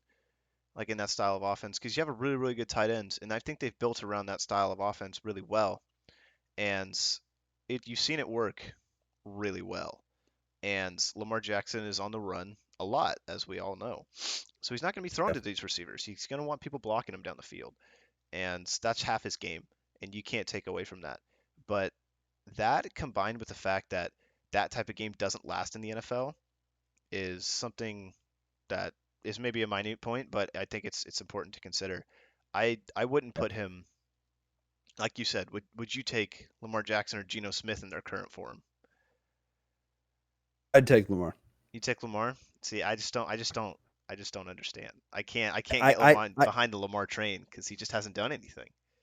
and that's fine, right? That's why we have different opinions on these players. And I think that Lamar Jackson is somebody that and clearly whenever I hit on him, it's not going to be the biggest explanation because of how far we've gone into Lamar Jackson. I knew this was going to be one of them. Yeah, of I course. didn't think you were going to put him this high, but with Lamar, the thing is like if you're honestly telling me you do, like, do you really think that Lamar Jackson is not going to be in the contention to win another MVP? No, Wow, don't think so. I just think wow. he's just I don't think so. With the way the NFL is currently going towards, I mean, it's a pass happy league, and I mean, Lamar is he's a great runner. Passing stats are questionable, you know. I don't think he's a bad passer. I wouldn't be one of those guys to call him a running back. You know, he's obviously a It's quarterback. no. He's a way better passer than when he came out of Louisville. I'll say that. He's a And he's a good passer, but it's just not to the level I think of the NFL. And oh, people wonder why teams aren't looking at him. And I think it's this reason because he hasn't led his team to a great place in the past 2 years. And he's been a little bit injured, and his stats aren't that good, and he hasn't really done much. You know, like if I'm an NFL team, I'm like, there's a couple of better options out there. yeah, I mean, if that that you could definitely think that may be why. You know what I mean? That may be Yeah, why he hasn't signed somewhere yet. But my thing is like Derek Carr get paid a shit ton of money, and I watch Daniel Jones get paid a shit ton of money, and you're telling me that those guys are getting paid money and Lamar Jackson's not? I'm sorry, but to me that doesn't make any sense. And like for example, I'm gonna give it away because I'm gonna segue right to number 10. Dallas Cowboys Dak Prescott there at number 10. number That's 10. that's who I have at number 10. That's how I am a Cowboys fan, but I'm not a homer. You know what I mean? I know Dak for what he is, and if you were to ask me today, would you rather have Lamar Jackson or Dak Prescott? I'd take Lamar Jackson. Me, I think Tanner would pick Dak Prescott, but I would rather take Lamar Jackson. Now, last thing I'll say about Lamar, then I'll jump into number 10 with Dak because I know we're gonna have more talks about these guys in the top 10. Thing with Lamar Jackson to me, the one point I'll disagree on with Tanner is I do think he is a franchise quarterback. I think that the Ravens drafted him, and I think that the Ravens, not Raiders, the Ravens drafted him, and Harbaugh completely changed the scheme and got the players to fit that scheme. Tanner's 100% right. That's exactly why Mark Andrews is perfect in that offense and the second best tight end in the NFL. Now, if he stays with the Ravens, I think that they need to get a not a deep threat burner because it didn't work with Hollywood Brown. If you're telling me Hollywood Brown's not a burner, football. Hollywood Brown is a burner. That's what he does. He burns people. You need a big body. You need Yeah. a Mike Evans. You need a Mike Williams. You need a guy that literally all you have to do, as Brian of old, is get the ball in a and they're going to go up and get the 50-50 ball. There's some good receivers in this draft that can get the 50-50 ball. Have to worry about bringing Lamar Jackson back first, if they're even going to, which I don't think they are because Lamar said he doesn't want to be there anymore. And that's yeah. I mean, it's overall he got that MVP, and I will say that during, like I said, during that MVP season, he was great. He was the best quarterback in the NFL, and he deserved it. He was the best player in the NFL, and he deserved it. I It sucks he plays for the Baltimore Ravens. Not a big fan of the Baltimore Ravens.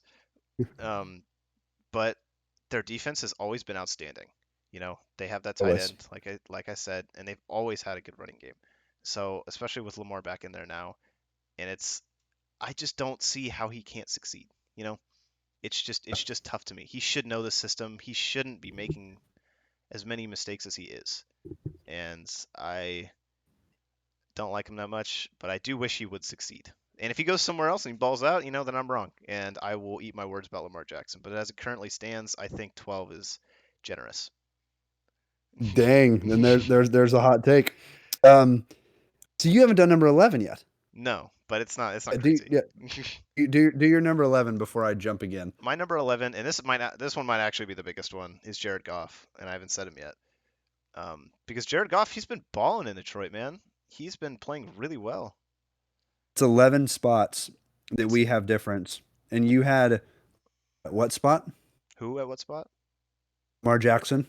Well, don't say it because that'll just give it away. But Oh no, I know, but what'd you have him at? You had him at 12. I had Lamar at 12. But yeah, Okay. Jared Goff. I mean, this dude, he's played really, really well in Detroit, and I like the fact that he's been given a second chance and he's taken full advantage of it. Like you said, you watched a lot of Detroit games and you saw him miss a lot of easy throws.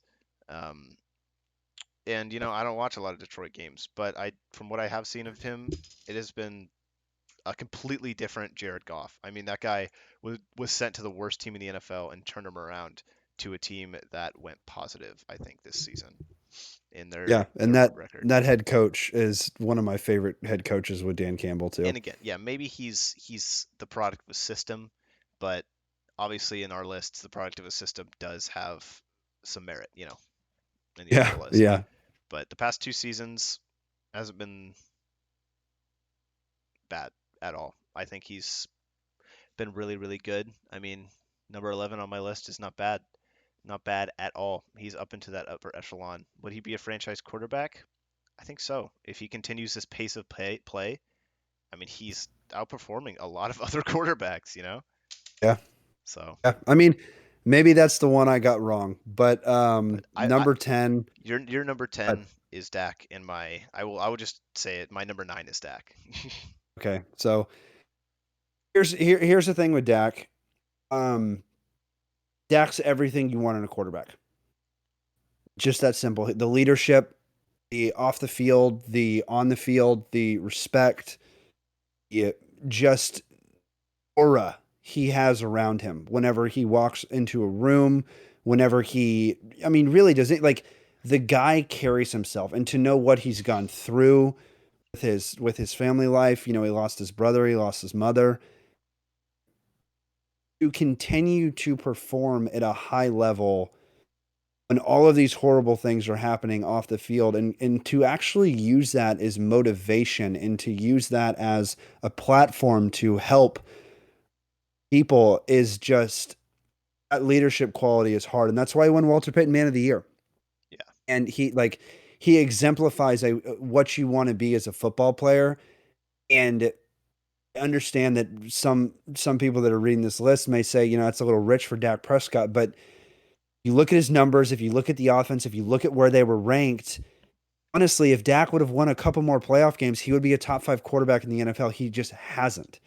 Yeah. That's the only part of Dak that hasn't shown up. He's done everything else. Go look at his regular season stats. He's done everything else. Off the field, awards, everything. Go look at it.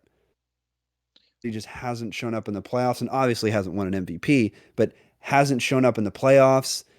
And I don't know if that's going to change. We'll see what happens after this next season. I think the Cowboys are in a spot to make the playoffs every single year, especially with the wild card expanding. The Eagles are easily the top team in the NFC East, but arguably they got worse. Now they have a number 10 pick in the draft, and I wouldn't be surprised if they made a bigger splash with doing something else with the running back specifically.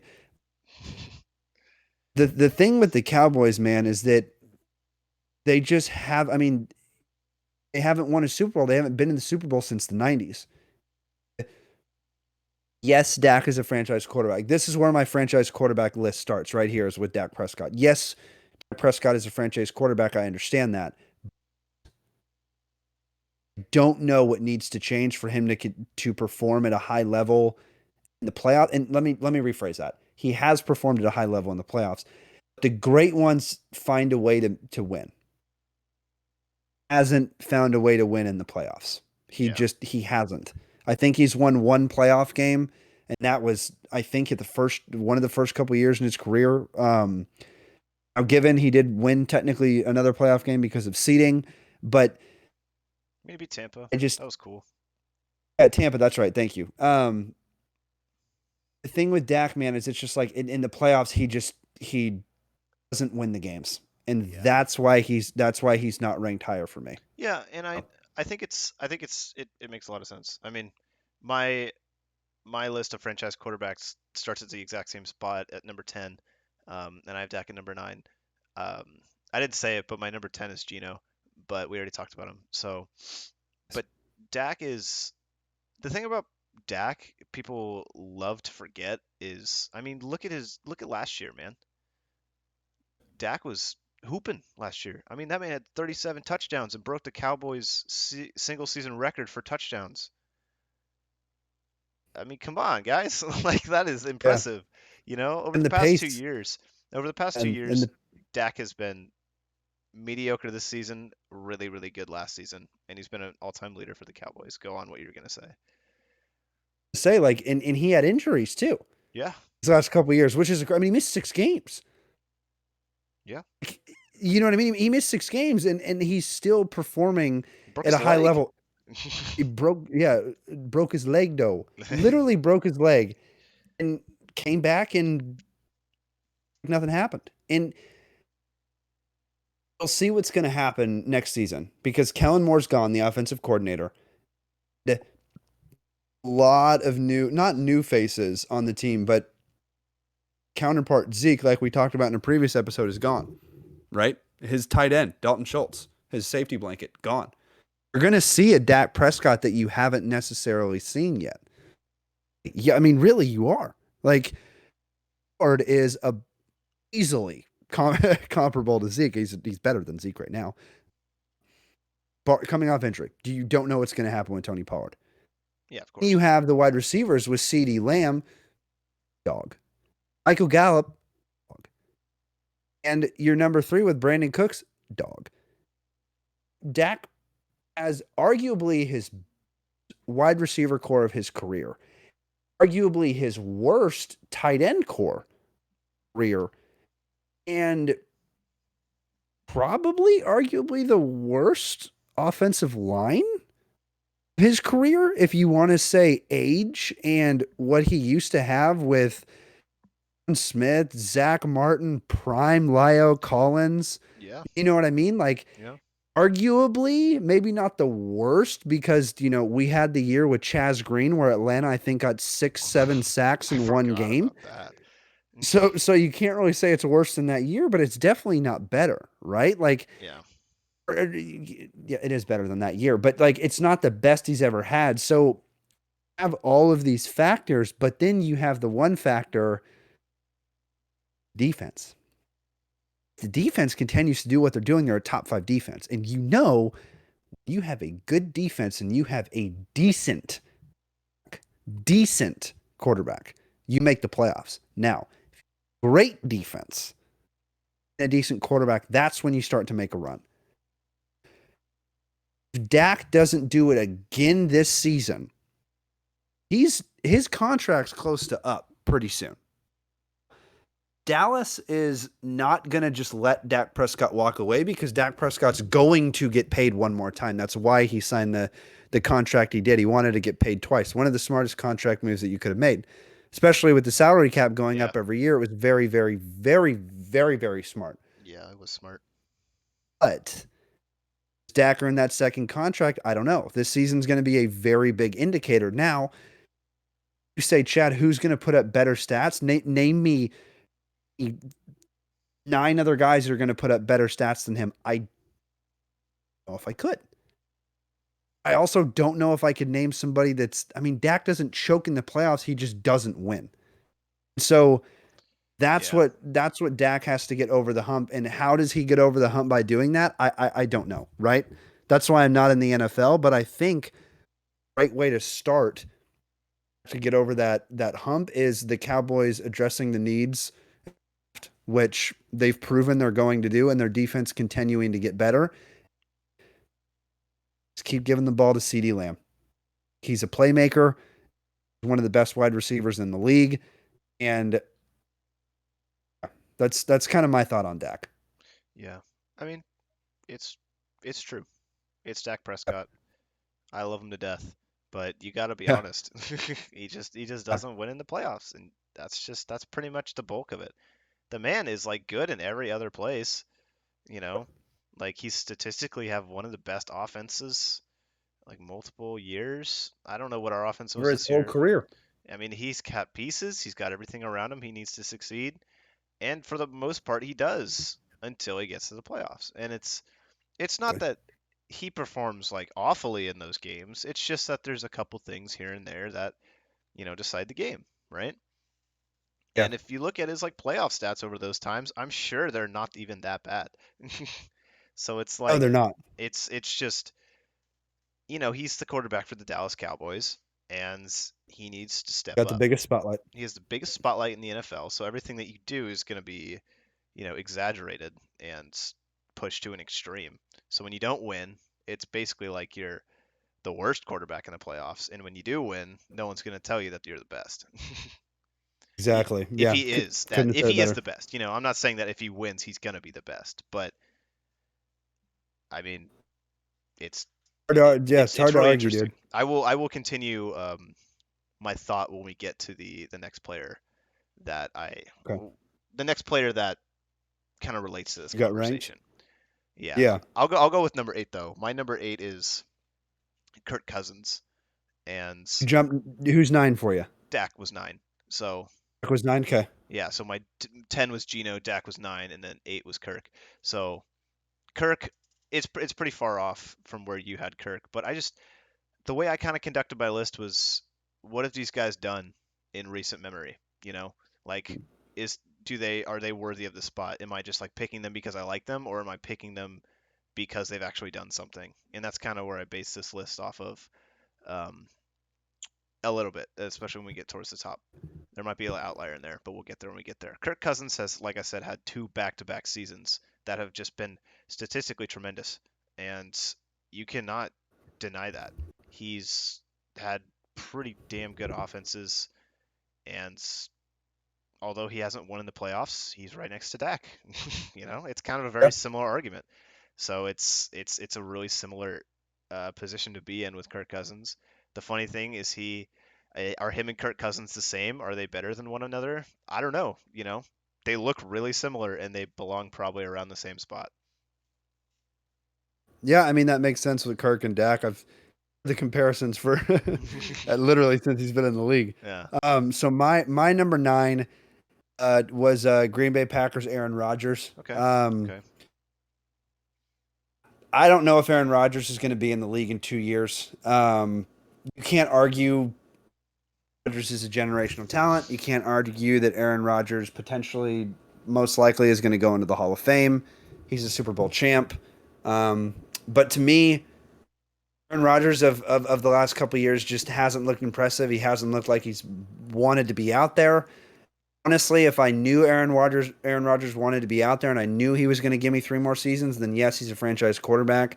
But that man has a shelf life in the NFL, and I personally believe if he doesn't go to a very good situation, I don't think he's going to be there much longer. The guy's got so much outside of football and has already done so much in football. So, not much to say other than that. He's gonna go staying in Green Bay. He's still, I don't think he's been signed with the Jets yet, but he's to be signed with the Jets. The fact that it hasn't gotten done, I don't know. Also, if I'm a Jets fan, I don't know if I would rather have Lamar Jackson than Aaron Rodgers, because Aaron Rodgers doesn't really fit that scheme best way, or that I think Lamar could, and the fact they have that fast offense. But anyway, Aaron Rodgers, you saw what he did with Devontae Adams, with Randall Cobb, with Jordy Nelson. Brett Favre walked into the Packers, and then when Brett Favre left, Aaron Rodgers walked right in. There hasn't been another quarterback since. Yeah. So Aaron Rodgers is definitely on the back end of his career. I don't think he's going to be in the league in 3 years maximum, most likely 2. I'll say 3. I don't think he's going to be in the league 3 years. I think when he goes to another team, he'll stick it out for 2 years. But if he has success, I could see him riding off in the sunset. And if he doesn't have success, we're going to ride off in the sunset. That's who I got at number 9. And then my number... I do want to talk about Aaron Rodgers a little bit before we go on. But I want to ask you a question. This season, Patrick Mahomes won the MVP, right? So who won the MVP the season before this? Who? It was Aaron Rodgers. And Josh Allen? It was Aaron Rodgers. Was it really? Who won the MVP the season before that? That Aaron Rodgers? It was Aaron Rodgers. It's crazy. Yeah. So I don't think it's low, or I don't think it's too low, but I don't know. This doesn't look like he's going to be here in a couple years. This is his first bad season in 3 seasons, and it's not even that bad. It's mediocre, and it was pretty good. I know, but here's my thing. I would compare your not hatred, because I don't think you hate any players. Your dislike of Lamar Jackson for my dislike for Aaron Rodgers. Yeah. That's why he's a little bit lower on the list. Could I easily move Aaron Rodgers and switch him out with my number 8, my number 7, my number 6, and my number 5, and probably my number 4? Yeah, I could realistically. I could. But I just don't think he's going to be in the league in more than 2 years.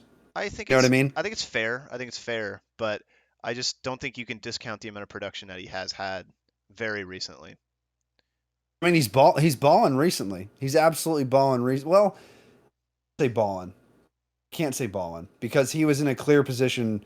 I mean, they missed playoffs last year, and it just didn't happen. You know what I mean? And yeah, of course. I don't know. It goes back to almost the Kyler argument. It's like you see there's no passion. Didn't want to be there. He doesn't want to be there, and it's like passion. And I get it. He's still putting up the numbers. It's a quote unquote bad season. Bad. You know what I mean? Yeah, quote unquote. But quotation, sorry, bad season. But I don't know, man. I can't put Aaron Rodgers in my top 5 because I don't think the future he's going to be here for much longer. But I had no idea that literally only a couple of years ago that dude won the MVP 2 years in a row. I didn't know that. I did not think that it did it 2 years in a row. Yeah, I mean, it's a lot. I think it's a lot of thing. I think it's something that people tend to forget with Aaron Rodgers. So, and it's kind of also the same reason. I hate to bring it back to Lamar, but I think it's the same reason why. I don't know why people remember Lamar's MVP season. It was great, but Aaron did it twice. So it's kind of weird to me. But those yearly awards mean a lot too in terms of legacy. Yeah, they really do. Absolutely. MVP is not an easy award to go win. No. You're the literal best freaking player in the league. Now, If you looked at when Aaron Rodgers won both those, like there could have, I assume if you would have looked at who else was there could have been a couple other guys that would have potentially won it, but I have them and I don't know their names, so I don't have that argument. Yeah. What are we on right now? Are you on 8? Have you gone to 8? No, I have not done 8. My number 8 is Justin Fields. Um, Okay. and the That's a 10. reason my That's number 8, 10 pick swing. yep, yep. The big thing for me with Justin Fields, I'll hit on it very quickly. One word, flashes.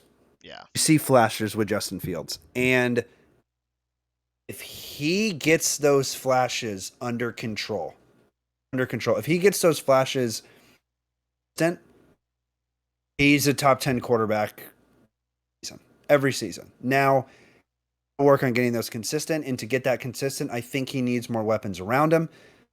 He just lost David Montgomery. I don't really know why they let him go, but whatever.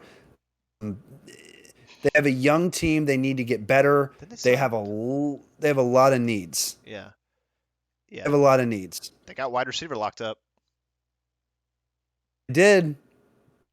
so we will see. It's true. We will see. It's true. It's It's true. They brought over the good one.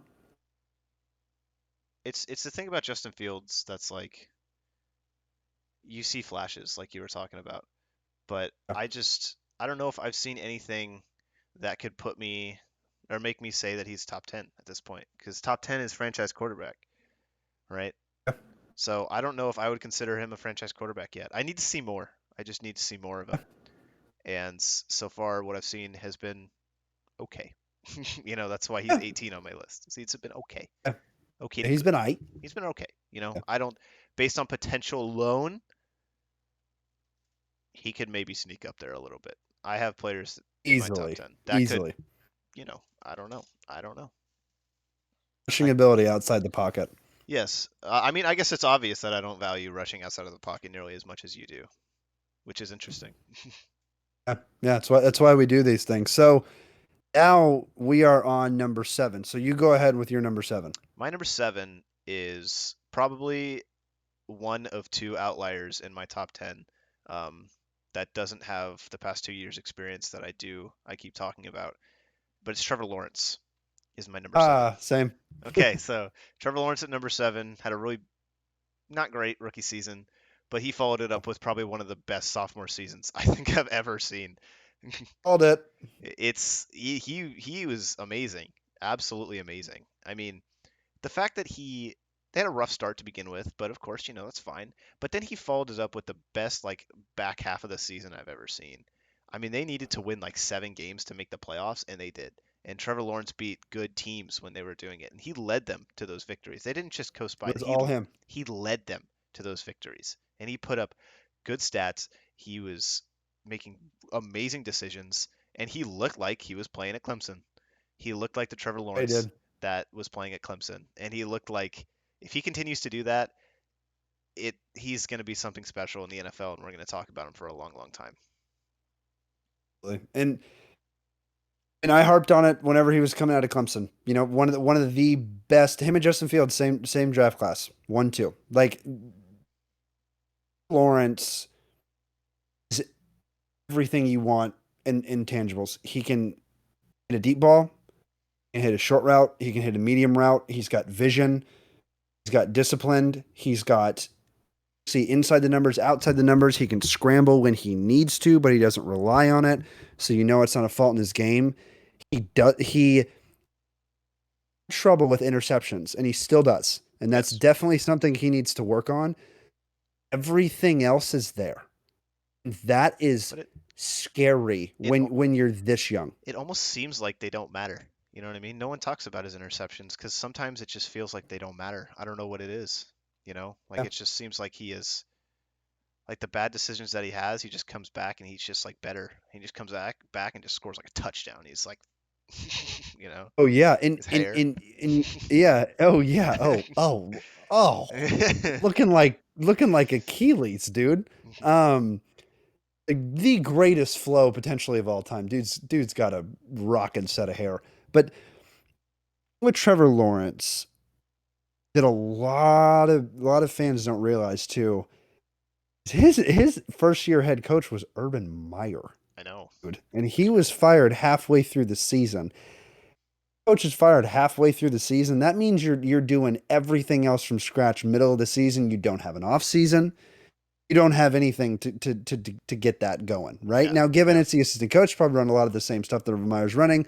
Clearly, it wasn't working, and then he has to change it on the fly. And Trevor Lawrence is the product of that failure of that season.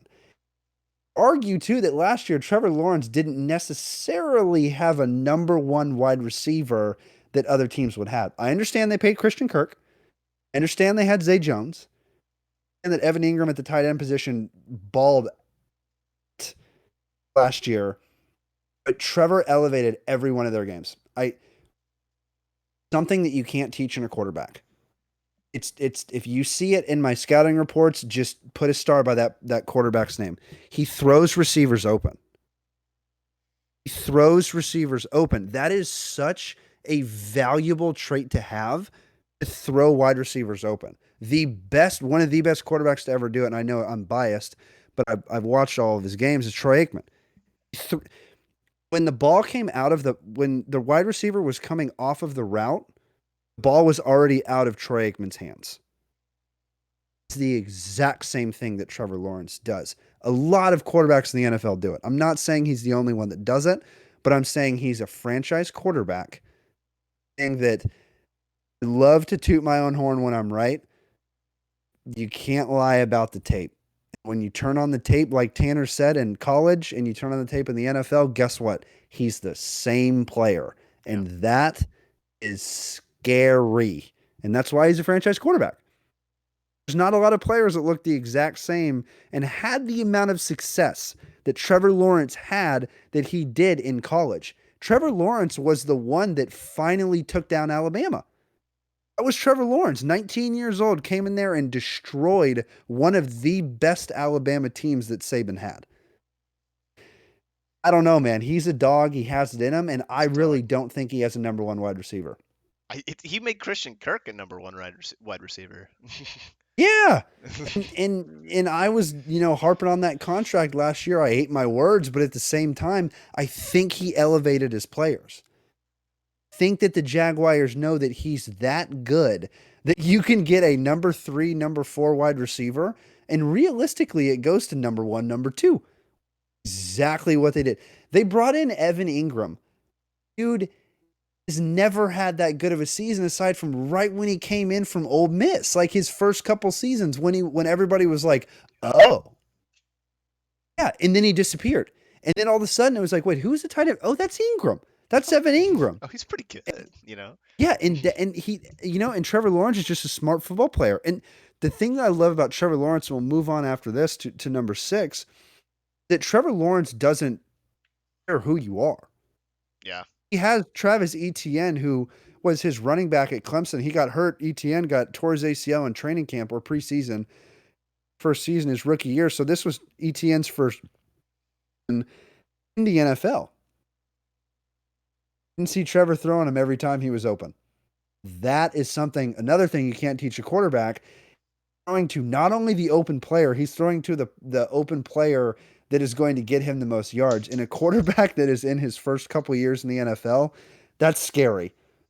Really scary. So we'll see what happens, but I definitely think Trevor Lawrence needs some more weapons to get him up into that winning playoff games. It's going to be crazy to see what he can do. Yeah. Exactly. And it's an exciting one that the league is, forward with. Number 6, once again, last season, he wouldn't have even broken the top 10. Jalen Hurts. Jalen Hurts. Number 6 for me, Hurts. It's hard he made it to a Super Bowl. It's hard. As a Cowboys fan, the team the least is easily the Eagles. It's not even close. I'm not biased. That's why Jalen Hurts is my number 6 quarterback, and that's why he is a legit franchise quarterback in my opinion. Chip, check that box 50 times. Check that box 50 times. The will to put his body on the line, check that box 50 times. Jalen is the I believe he is the hardest competitor in the NFL He's in terms of work ethic. he's so good at that. I completely agree. The the only person that I would put above him in terms of work ethic, he's not there realistically anymore, would have been Tom Brady. I know that I've heard that Austin Eckler has a crazy offseason routine. Jalen Hurts last season proved every single doubter wrong. And I'm say it again. Eagles fans at the start of last season didn't know if Jalen Hurts was even going to be there by the end of that season. Yeah. And he said, "Hold my beer," and went out there, got a number one wide receiver with A.J. Brown, and put it all on the line every single game, and almost had a perfect season and almost won the Super Bowl. So that's a franchise quarterback. He's going to be a thorn in the side for the Cowboys for the next, I don't know how many years. Brown's there. He's locked up. You've got Devontae Smith, who they're going to lock up. I really do think they're going to, depending on who's there at number 10, they're going to target a playmaker. I don't know if it's going to be on the offensive side or the defensive side of the ball. If it's on the offensive side of the ball, it's going to have to be a running back that high. I don't think they go that high with Bijan, but they could. I could see them going that high with Bijan Robinson, the halfback out of Texas. Eagles get a running game, man. And because Miles Sanders, like I'm pretty sure he's gone. But Miles Sanders was Saquon's backup at Penn State, and Miles Sanders had a field day last year because of Jalen's ability with that read option. So you bring in another running back, and then you amplify game even more if the running back is a top tier running back because you already have a top tier wide receiver core. Yeah. So Jalen Hurts is easily a franchise quarterback. Does he continue the level of play that he had last season? I don't know how you can say that he would fall off on that play from last season because if you look at the offense, lost a lot of pieces. The defense, yes, they haven't lost a lot of pieces. So Jalen at 6, and I'm assuming he'll probably be top 10 again next year. It's interesting with Jalen because he is the first like Eagles quarterback that I've actually just extremely respected. You know what I mean?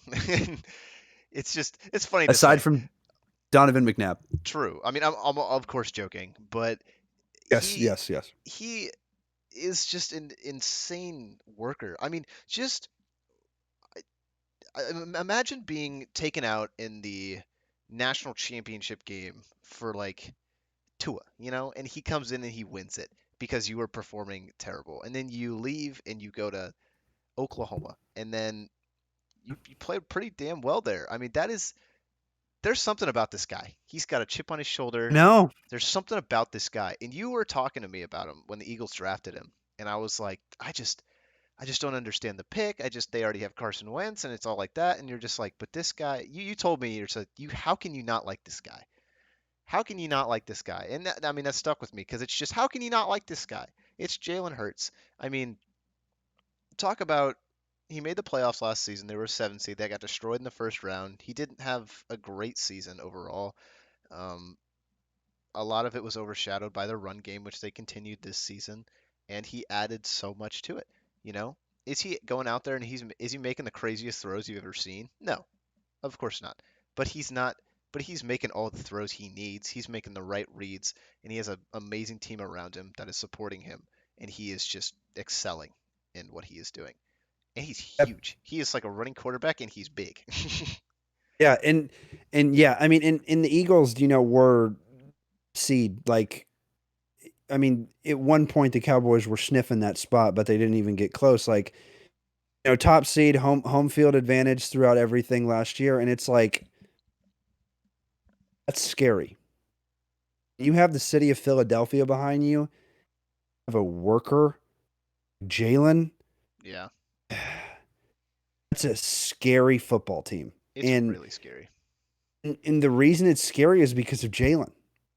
Crazy thing is how much of a difference one freaking season makes. If Yeah, you had asked me at the beginning of last football season if I would have rather had Dak Prescott or Jalen Hurts as a quarterback, wouldn't have I been would have picked close. Dak. It wouldn't have been I would have close. picked I would have picked Dak. This season, I picked Jalen Hurts as a franchise quarterback, which is why Jalen Hurts is number 6 on my list and Dak is number 10. Yeah, I mean, I think it goes without saying.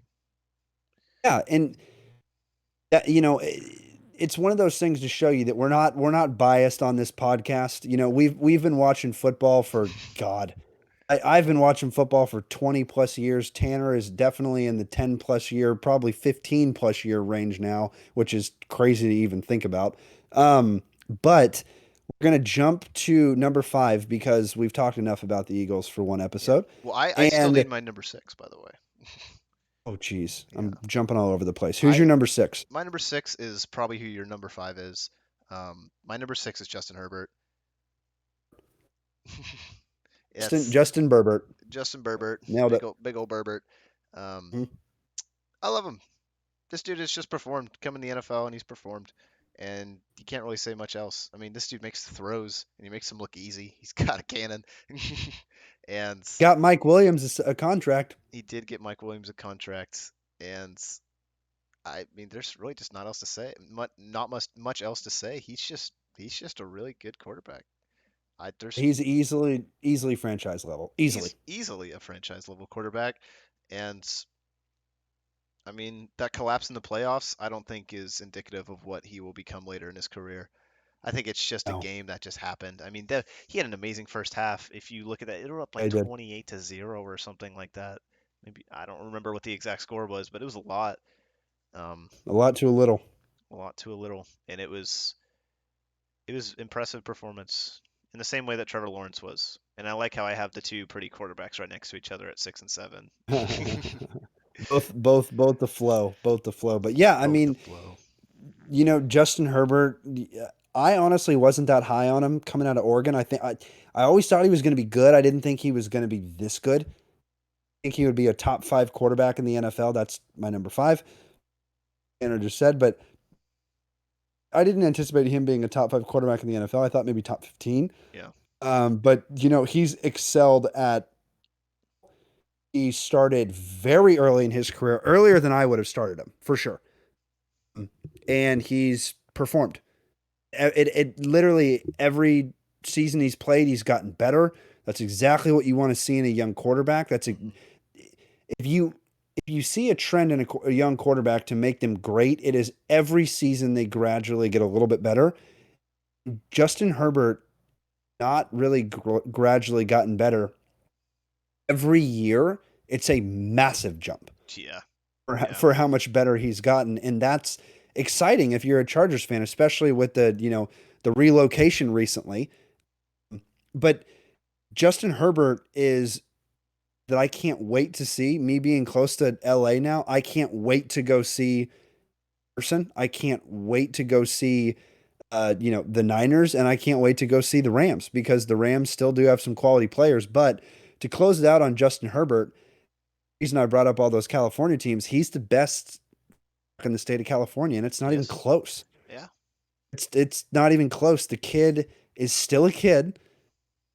He is probably going to be a Charger for a very long time, and if he isn't, um, the fans are probably going to be pretty pissed. Tanner, who is your number 5? Because I skipped your number 6. My number 5, we already talked about him, is Jalen. I think he Sure. deserves. I think he deserves the top 5 spot just what he did this year alone. Um, I mean, just the turnaround that he had from last season to this season. We already talked about it. Is amazing. Probably one of the biggest turnarounds I've seen in a quarterback besides Trevor Lawrence. Um, but I love him. I think he's a great quarterback. Don't like that he's an Eagle, but he's a hard worker and he just gets stuff done. You know, Yeah. he gets it And done. and honestly, off the field, I wouldn't be surprised if he's a Walter Payton Man of the Year by the end of it. I think he could. I 'Cause think he will be. I think he will I be. really don't like that. What he has done for the city of Philadelphia, what he has his own business that he runs on the side.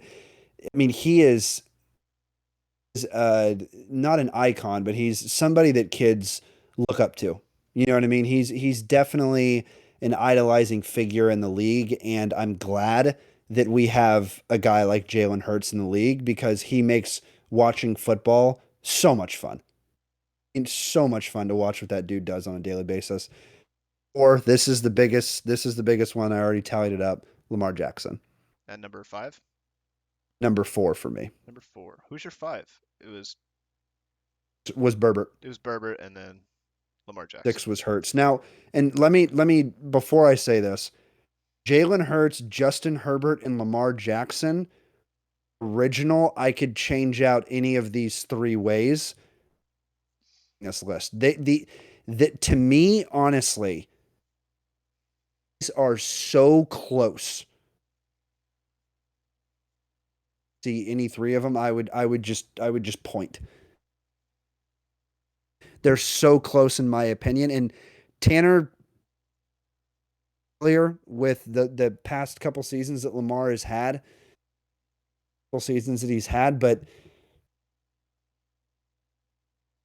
that when you watch football, some players have it and some players don't. And in my opinion, Lamar's one of those guys that have it. You know what I mean?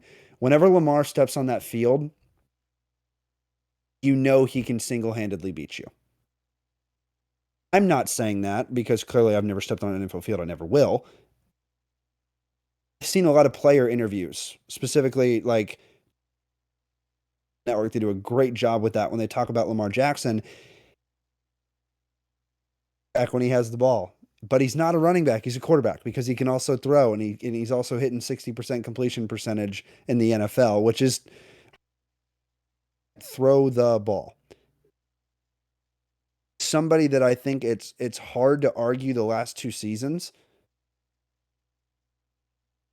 I want to see what Lamar would be in a system and what he has today with a dominant wide receiver. And by a dominant wide receiver, I mean a dominant 50-50 ball wide receiver. Top 50-50 ball wide receiver in the NFL. Don't know if he's going to get that if he goes to Atlanta. He's going to just walk into a situation where he has a younger, faster tight end with Kyle Pitts and change. Doesn't really have, I mean, he has, I think Drake London came out of USC? I feel like Drake London came out of USC. Regardless, he had Drake London. And last season he didn't play bad, but he didn't play good. You know what I mean? So like, if you go to Atlanta, that's the team I've seen him mock to most. But yeah, I mean that's kind of why I have Lamar at 4. I just think it was USC, yes. Great, thank you. Lamar, that's why I have Lamar at 4 is because to me, like, yes, if he has another bad season next year, yes, he falls out of the top 10 for me. And then if he has another bad season after that, then he starts to really fall down the list. But there's another season for me, in my opinion. And Lamar is about to sign a contract. So if he doesn't perform, based on that contract is getting a lot of question marks, and I don't think that's going to happen. I think Lamar finds himself in the playoffs next year, wherever he goes. And see if I eat my words. Who is your number 4, Tanner? I just want to touch on Lamar Jackson one last time before we say it's done. Of course, Lamar's like, I think if you put him at the number 4 spot, I don't think it's wrong because I just think it's a different way of looking at things. Because Lamar on paper could be one of the best players that in the NFL.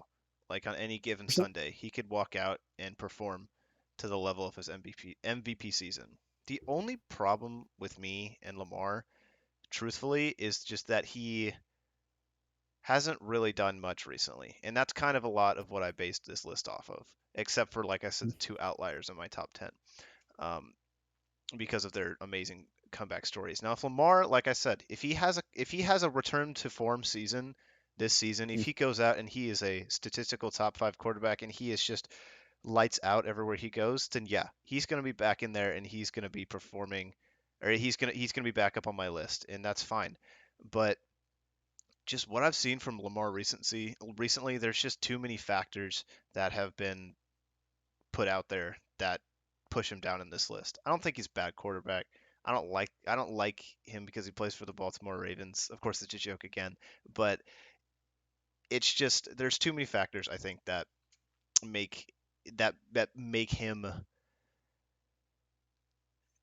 someone that could be outside the top 10, if that makes any sense. I think that he could scoop back in, but I just don't think that he deserves especially not a top 5. And I respect your picks. I just don't think that he would deserve a top 5 at this moment right now. And it's weird to see everyone still putting Lamar up there because if this were Dak Prescott, where would they put him? Yeah. If I mean, Dak Prescott had an MVP season and then two bad to mediocre seasons in a row, he would be in like number 15, number 20. You know what I mean? So I don't. It's really weird to me why Lamar is so high on a lot of people's lists. I think that you might have just nailed it. I think it's probably, for me at least, not speaking for other people, but for me at least, like I said, like it's his last season. It's his last season for me to have him a top 10 quarterback in the league. Now, once again, honestly, dude, teen down, eh. You know what I mean? Like 13 on my list and down, it's like you could interchange out those guys. If one of those guys is, I mean, look at Gino. Yeah, Gino Gino. wasn't even a starter last season, and then he comes in and does what he did this season. Now, not taking away anything from those guys who ranked 13 to 32, but these are franchise level quarterbacks. And you're right. You're absolutely right that Lamar could, another mediocre season like he had last year, he could easily play himself out of the franchise quarterback race, and we'll see what happens. Of Um, course. And I just think he needs to perform. If he performs at a decent level, like if he goes back to being good, like a good threatening quarterback, obviously you have to game plan for him right now. If you don't, you're dumb. But if he goes back to making those plays, I think he creeps back into the top 10, which is franchise quarterback level. And I will reverse what I said about him. You know, I will do it. who's- I've been wrong before, but the trend so far is he is yeah, trending down quickly. yeah, yeah. I mean, it's argue. We'll see what happens after next season. Who is your number four? My number 4 is Aaron Rodgers, and this is That like makes sense. um, this is like Aaron Rodgers is like your Lamar Jackson pick for me. So it's I just couldn't get past the fact that he's won 2 MVPs in Yeah, back-to-back seasons before this one, and this season wasn't even that bad. He just didn't have anyone to throw to. They got rid of his number one receiver, yeah. and And they got rid of everybody. got rid of everyone. Man, he had still his running back. That was cool. Um, Yeah, but I just don't I don't understand the respect on Aaron Rodgers just yet. I understand that he's at the end of his career, but yeah, um, he's still a really good quarterback, and you still have to worry about him. You know what I mean? He's still that guy, I think. And recency bias is weird because it plays a big role in the NFL outside of Lamar, but I mean it's kind of weird that people are kind of writing him off already. You know, so yeah. all these guys up in the top 10, they're young, they're hungry. And Aaron Rodgers, he's not young. He may still be hungry. I'm not really sure.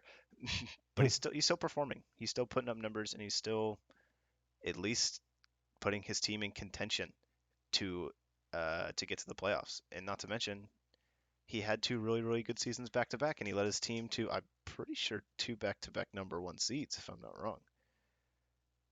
I don't know. I Was don't it know number if he 1 went. or was it number 2? He was pretty high, I'm pretty sure. I don't. One of I them don't was know if it number was 1. number one. One of them Yeah, was one of number them 1. for sure. I don't know I if it don't was know.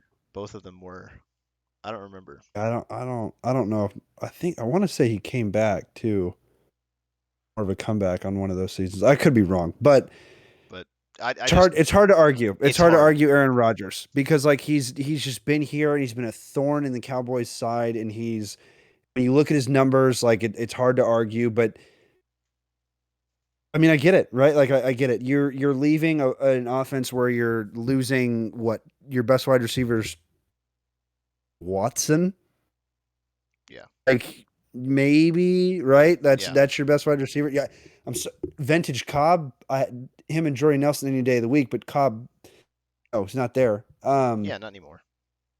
You're going to a team who wants to play for the Jets. Is where he's going to go. You're getting Garrett Wilson, in a way downgraded offensive line. Yeah. With arguably pretty well the offensive rookie of the year before he got hurt with Brees Hall. Um, but I don't think Aaron Rodgers fits the Jets. And I just don't understand he wants to go to the Jets, but at the same time about it, thinking about Aaron Rodgers with the old Packers, right? I'm thinking about that team with like Jordy Nelson, Randall Cobb, Yeah. old back in the day. These guys were solid route runners. Those guys, Jordy Nelson was a solid route runner. He didn't beat you with speed, beat you with his route running and his ability to go up and get the ball. Randall Cobb survived on running deep routes and medium routes at a very high level. And you know who was probably the best route runner in last year's draft? Wilson. It's the wide receiver for the Jets. So Garrett Wilson. Yeah. I I mean I see it in Brees Hall, like screen game. Aaron's not going to do a whole lot of screen game stuff, but just a running game. Aaron will easily give him the ball and just let him go. If he's hot that game, Aaron has no problem with just riding the hot hand and going. So I could see it work. But I don't know. I mean, we'll see what happens if he goes over to the Jets. I only see two, unless I'm missing. I don't think I'm missing any. There's on the offense with the worst offensive line. Just don't know if the end of Aaron Rodgers saga is going to be, or saga, the end of Aaron Rodgers story is going to be, rainbows and sunshine. I don't see him having a good season with the Jets. Now, It's hard. It's hard to see it. now let me preface that. Not a good season with the Jets is like 9-8, 8-9. And with Aaron Rodgers, right? Like Yeah. Aaron Rodgers' bad season's 500. That's a pretty bad season is 500. So yeah, I mean, once again, Aaron Rodgers was my number 9. He was Tanner's number 4. He's still a franchise quarterback for me. Like I said, the only reason he's down there and not up in the top 5 is because I don't think he's going to be. There's my dog beside me. If you're watching on YouTube, that's Odin.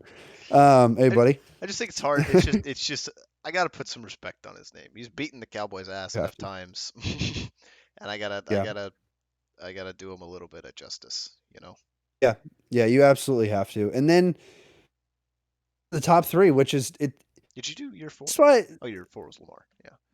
Yeah, my 4 was Lamar. You didn't already do your 4? Your 4 was Rodgers. Yeah. Okay, so we're at the same Yeah, spot. yeah. So, which means we have the same top 3 quarterbacks because I Yes. haven't heard I haven't heard these names. Yes, we I'm do. interested to What see if we order? have them in the same order or not. Exactly, you nailed it. In the same order or not, but most likely, um, I don't know actually. I don't know if you're gonna have him 3 or 2. 3, Buffalo Bills, Josh Allen for me. Okay.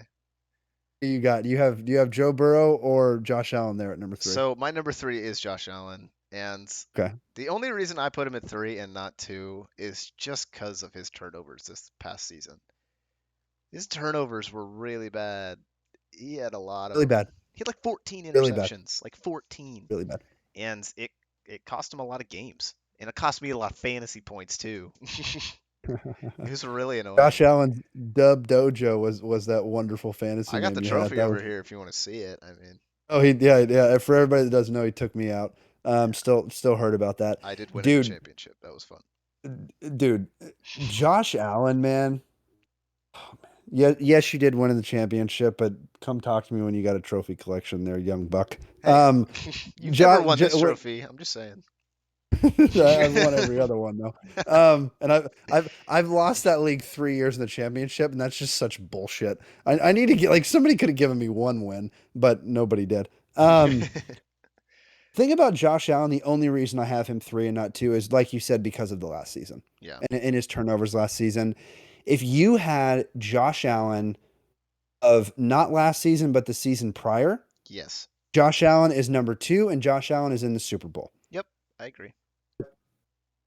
And here's the thing. When Josh Allen takes a step down, right?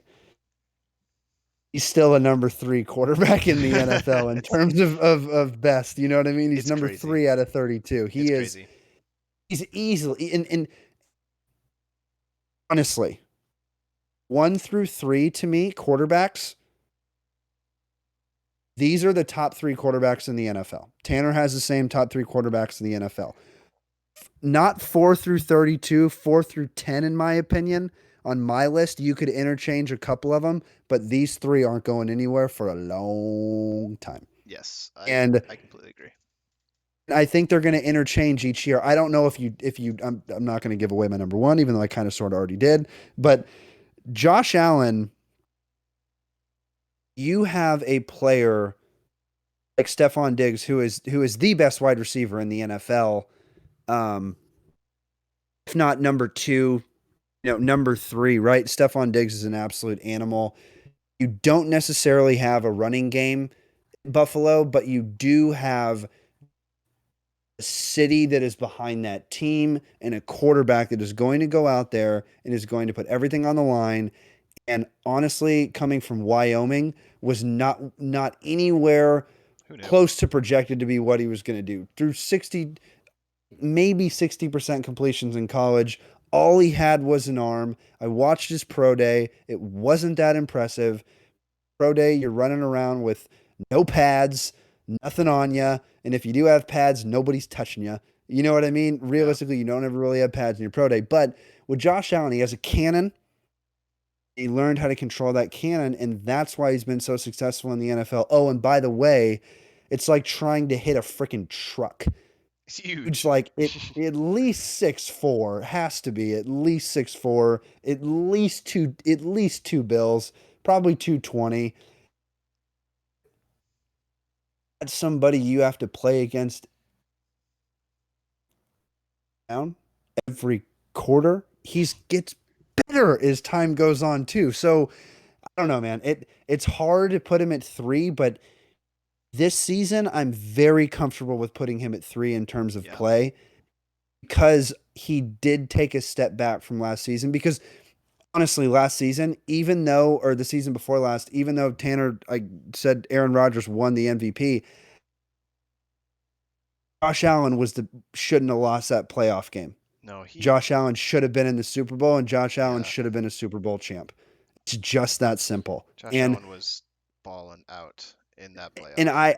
I would have, now that I think about it, I would have given Josh Allen the MVP over Aaron Rodgers. Why? Because I don't know, why the hell not? You know what I mean? But last thing I'll say with Josh Allen, and then we'll move on. The big question mark is what's going to happen next season with Stephon Diggs, right? You're seeing a lot of stuff. Diggs potentially not being there, potentially not being happy. Here's my thing. Josh Allen's your quarterback. Yep. Okay.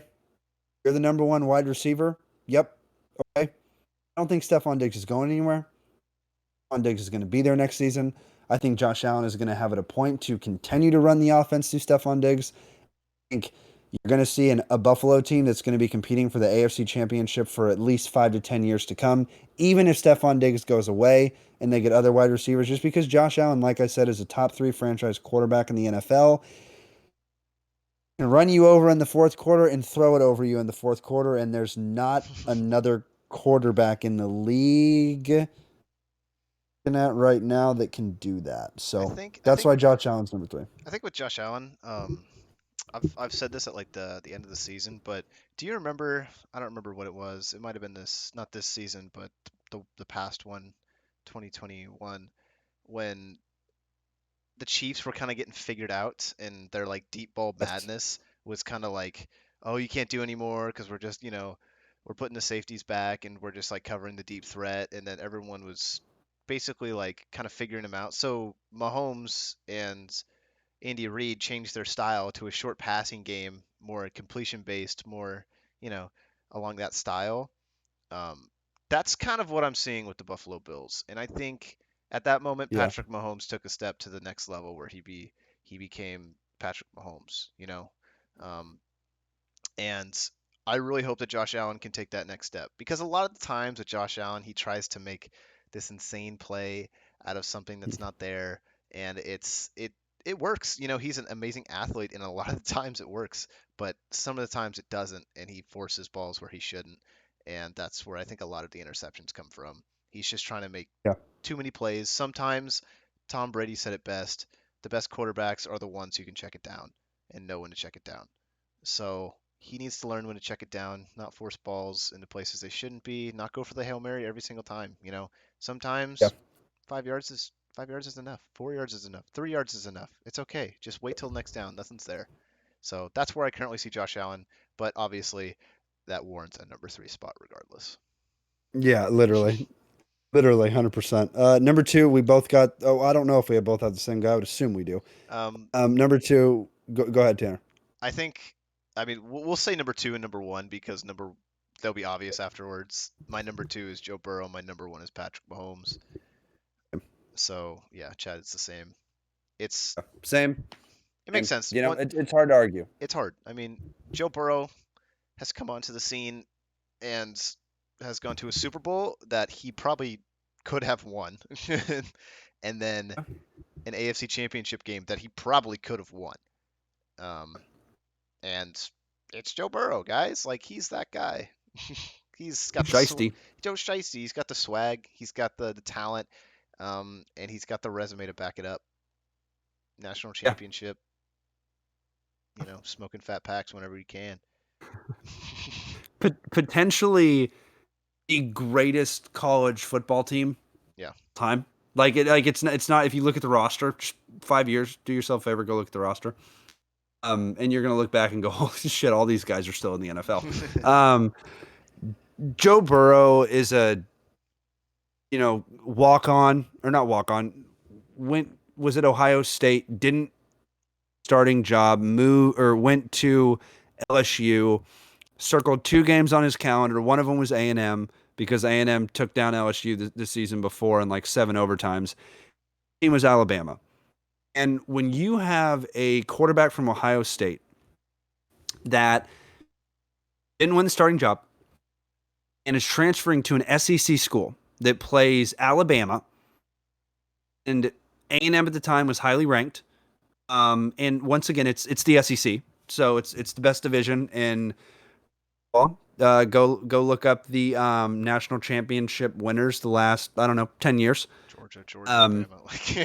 Yeah, and you'll see the SEC is there every time, if not winning, they're in the game. But Joe Burrow since that season at LSU has not looked back. His confidence has not faltered. He has performed at not a high level, but the highest level, aside from Patrick Mahomes in the NFL, in my opinion. And one of the seasons he was hurt and had a very bad injury with, I want to say, broke his leg or tore his ACL. It was season ending. Yeah, it was season ending. And for a young quarterback to, I need to preface this too, because I'm not putting enough emphasis on this. A lot of game time. College. He did not have a lot of game time in college. And when you see quarterbacks that don't have a lot of game time in college, they have to make it up at some time, right? NCAA, then you go to the NFL. There's no other time to make up that game time. So you have to get game time in the NFL. So whenever you have a player coming from college who doesn't have a lot of game time and they need a lot of coaching, it's a little bit harder. For example, I'll talk about 2 players. You got Joe Burrow, who we're talking about right now, Mitchell Trubisky. He played 1 year at North Carolina. Still in the NFL. Not necessarily a starter. I think he was on the Steelers. At one point he was a starter and then he lost it to the Kenny Pickett. But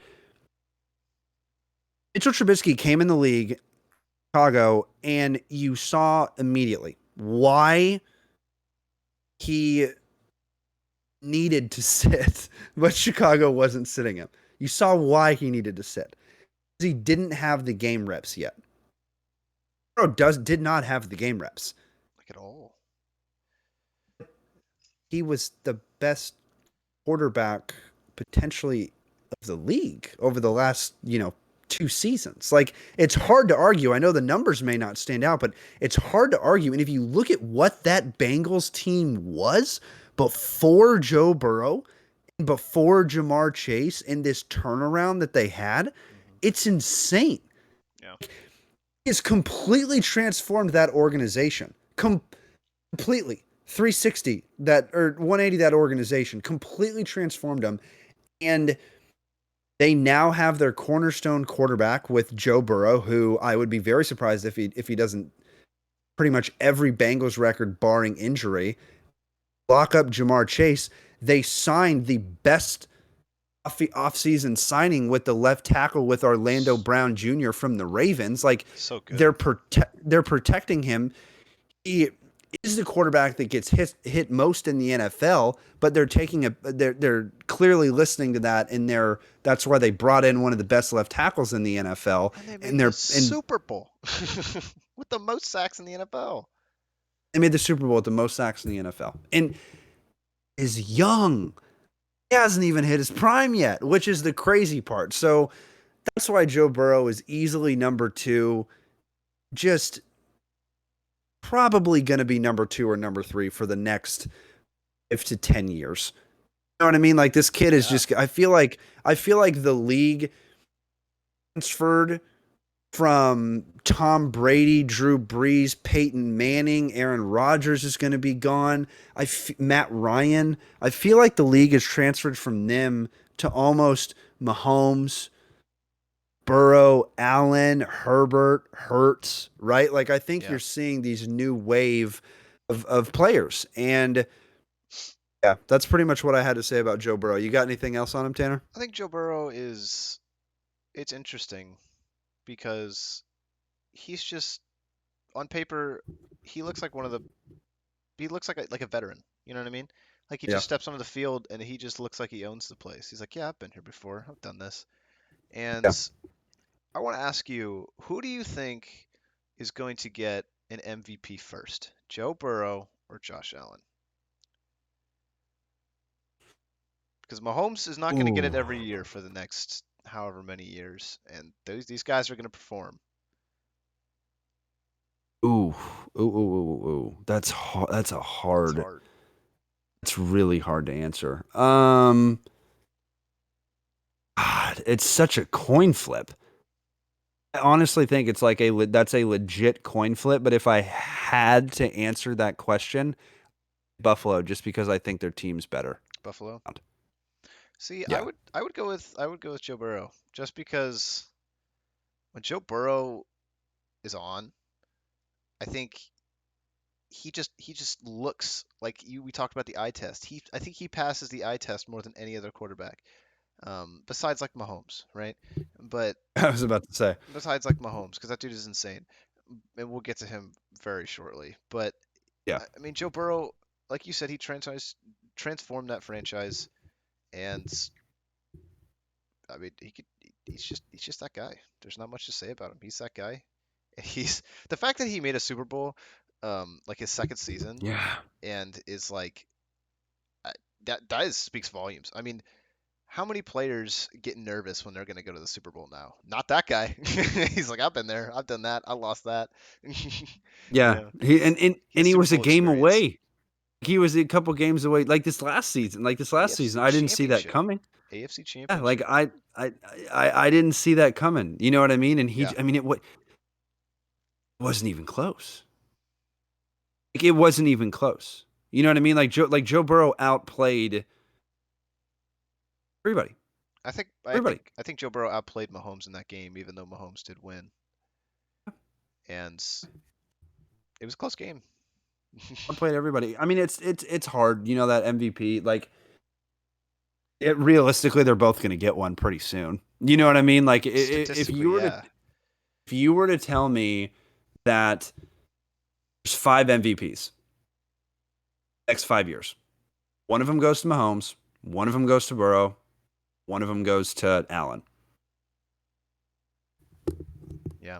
I'd say that's probably going to happen. I I'd be think pretty surprised that didn't I happen. think it could probably happen, and I think the reason that Burrow is number 2, clear cut above Josh Allen is we talked about Josh Allen's mistakes. You know, he has those Yeah. interceptions, he has mistakes that you look Yeah. at and you're like, okay, that's a mistake. Joe Burrow, when he throws an interception, you're like, whoa, why did that just happen? He's not supposed to do that. Yeah. You know what I mean? Like Yeah. he doesn't do that like often. When throws mistakes, he comes back and he's not going to do it again.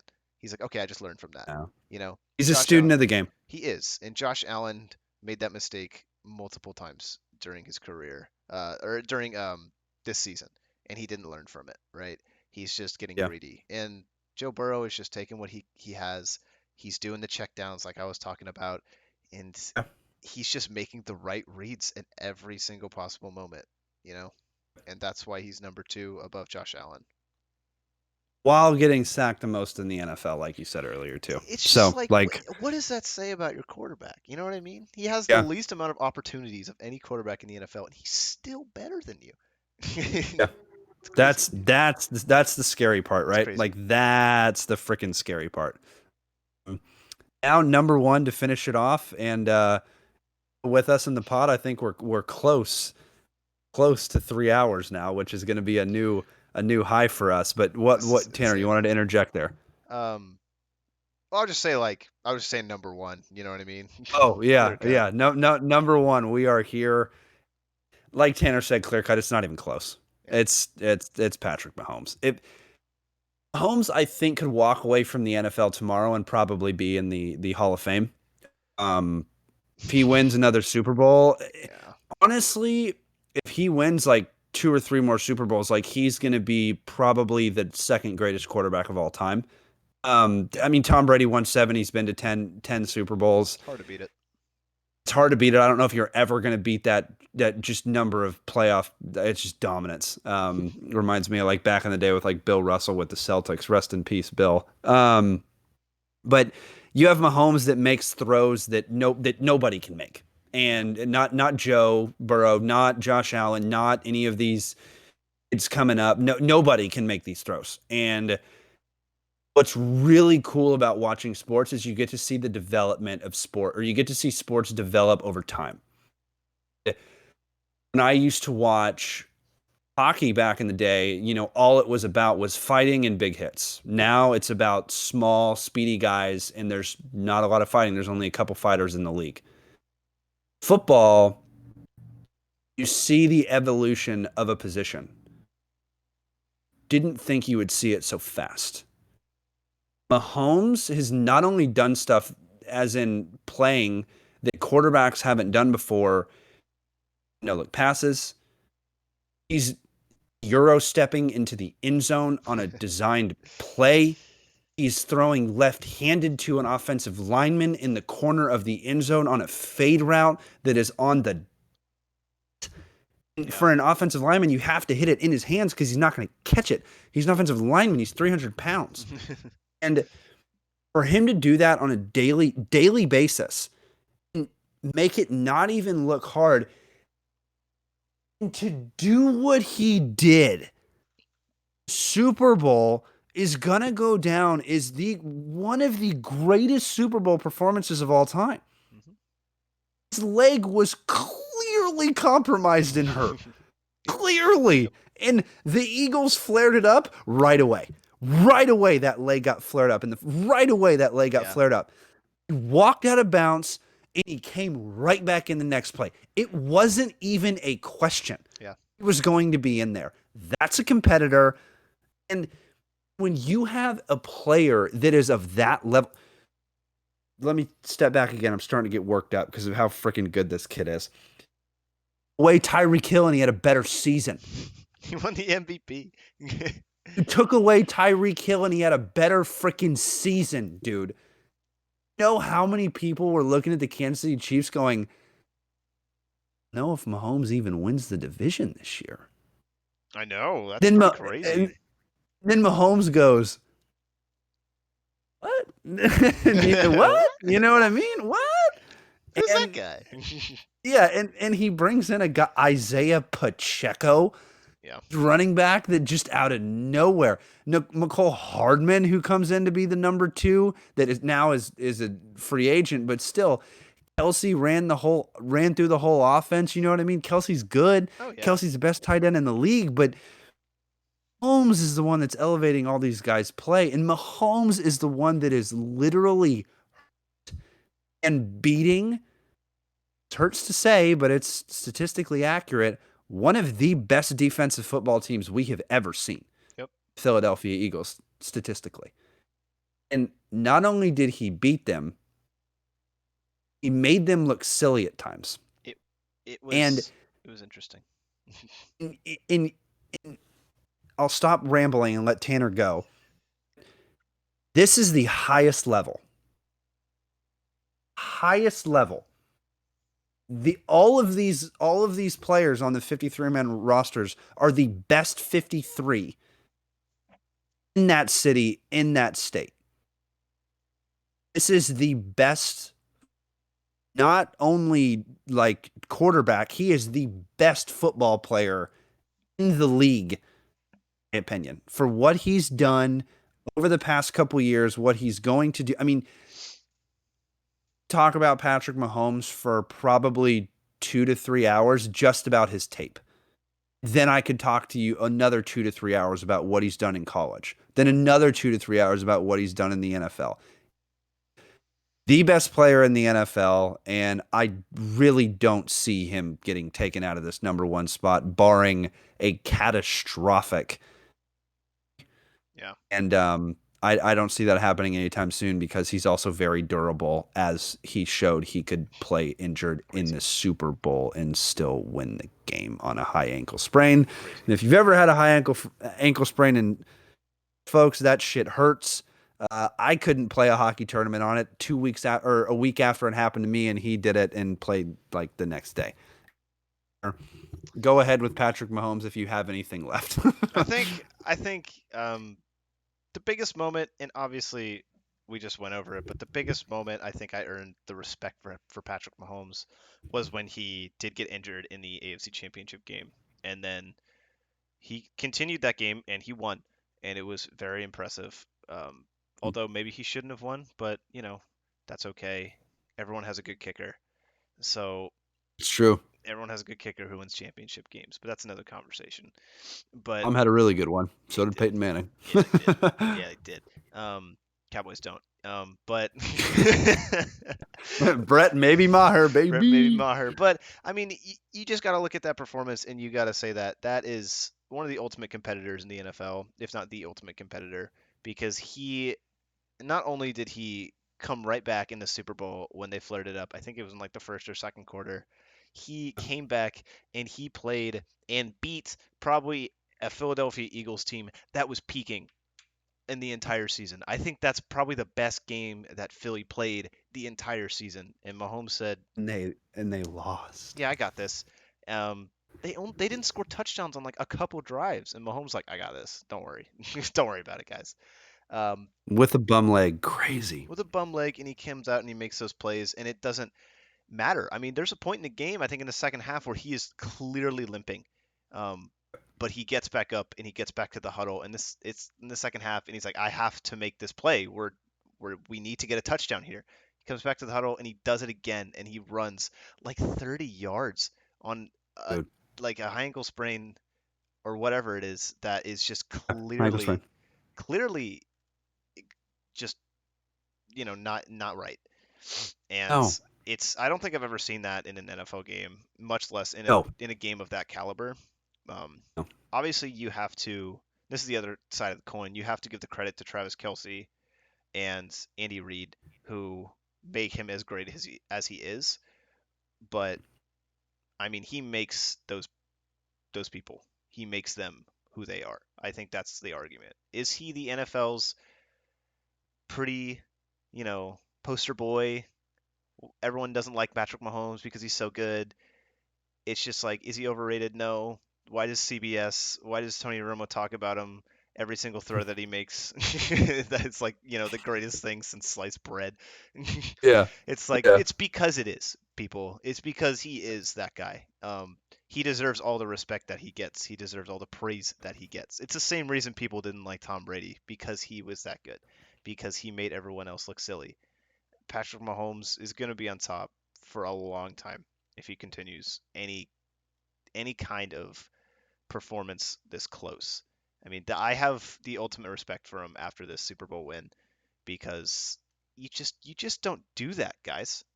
You don't go out there and play on an injury like that. You just don't do that.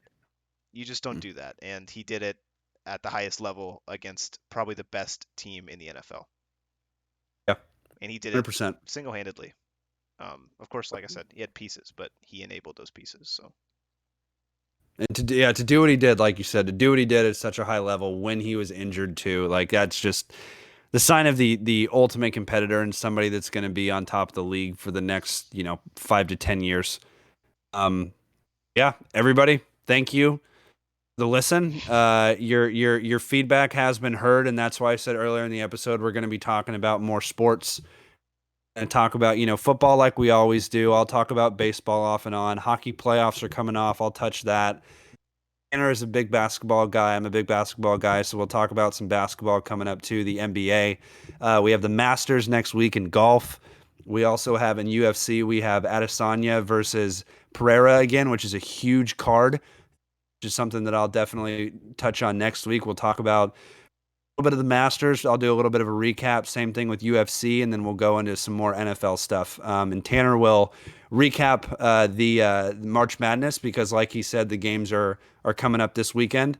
So we'll keep it going. Tanner, next week. Yeah, it's been 3 hours of fun. Later. Awesome.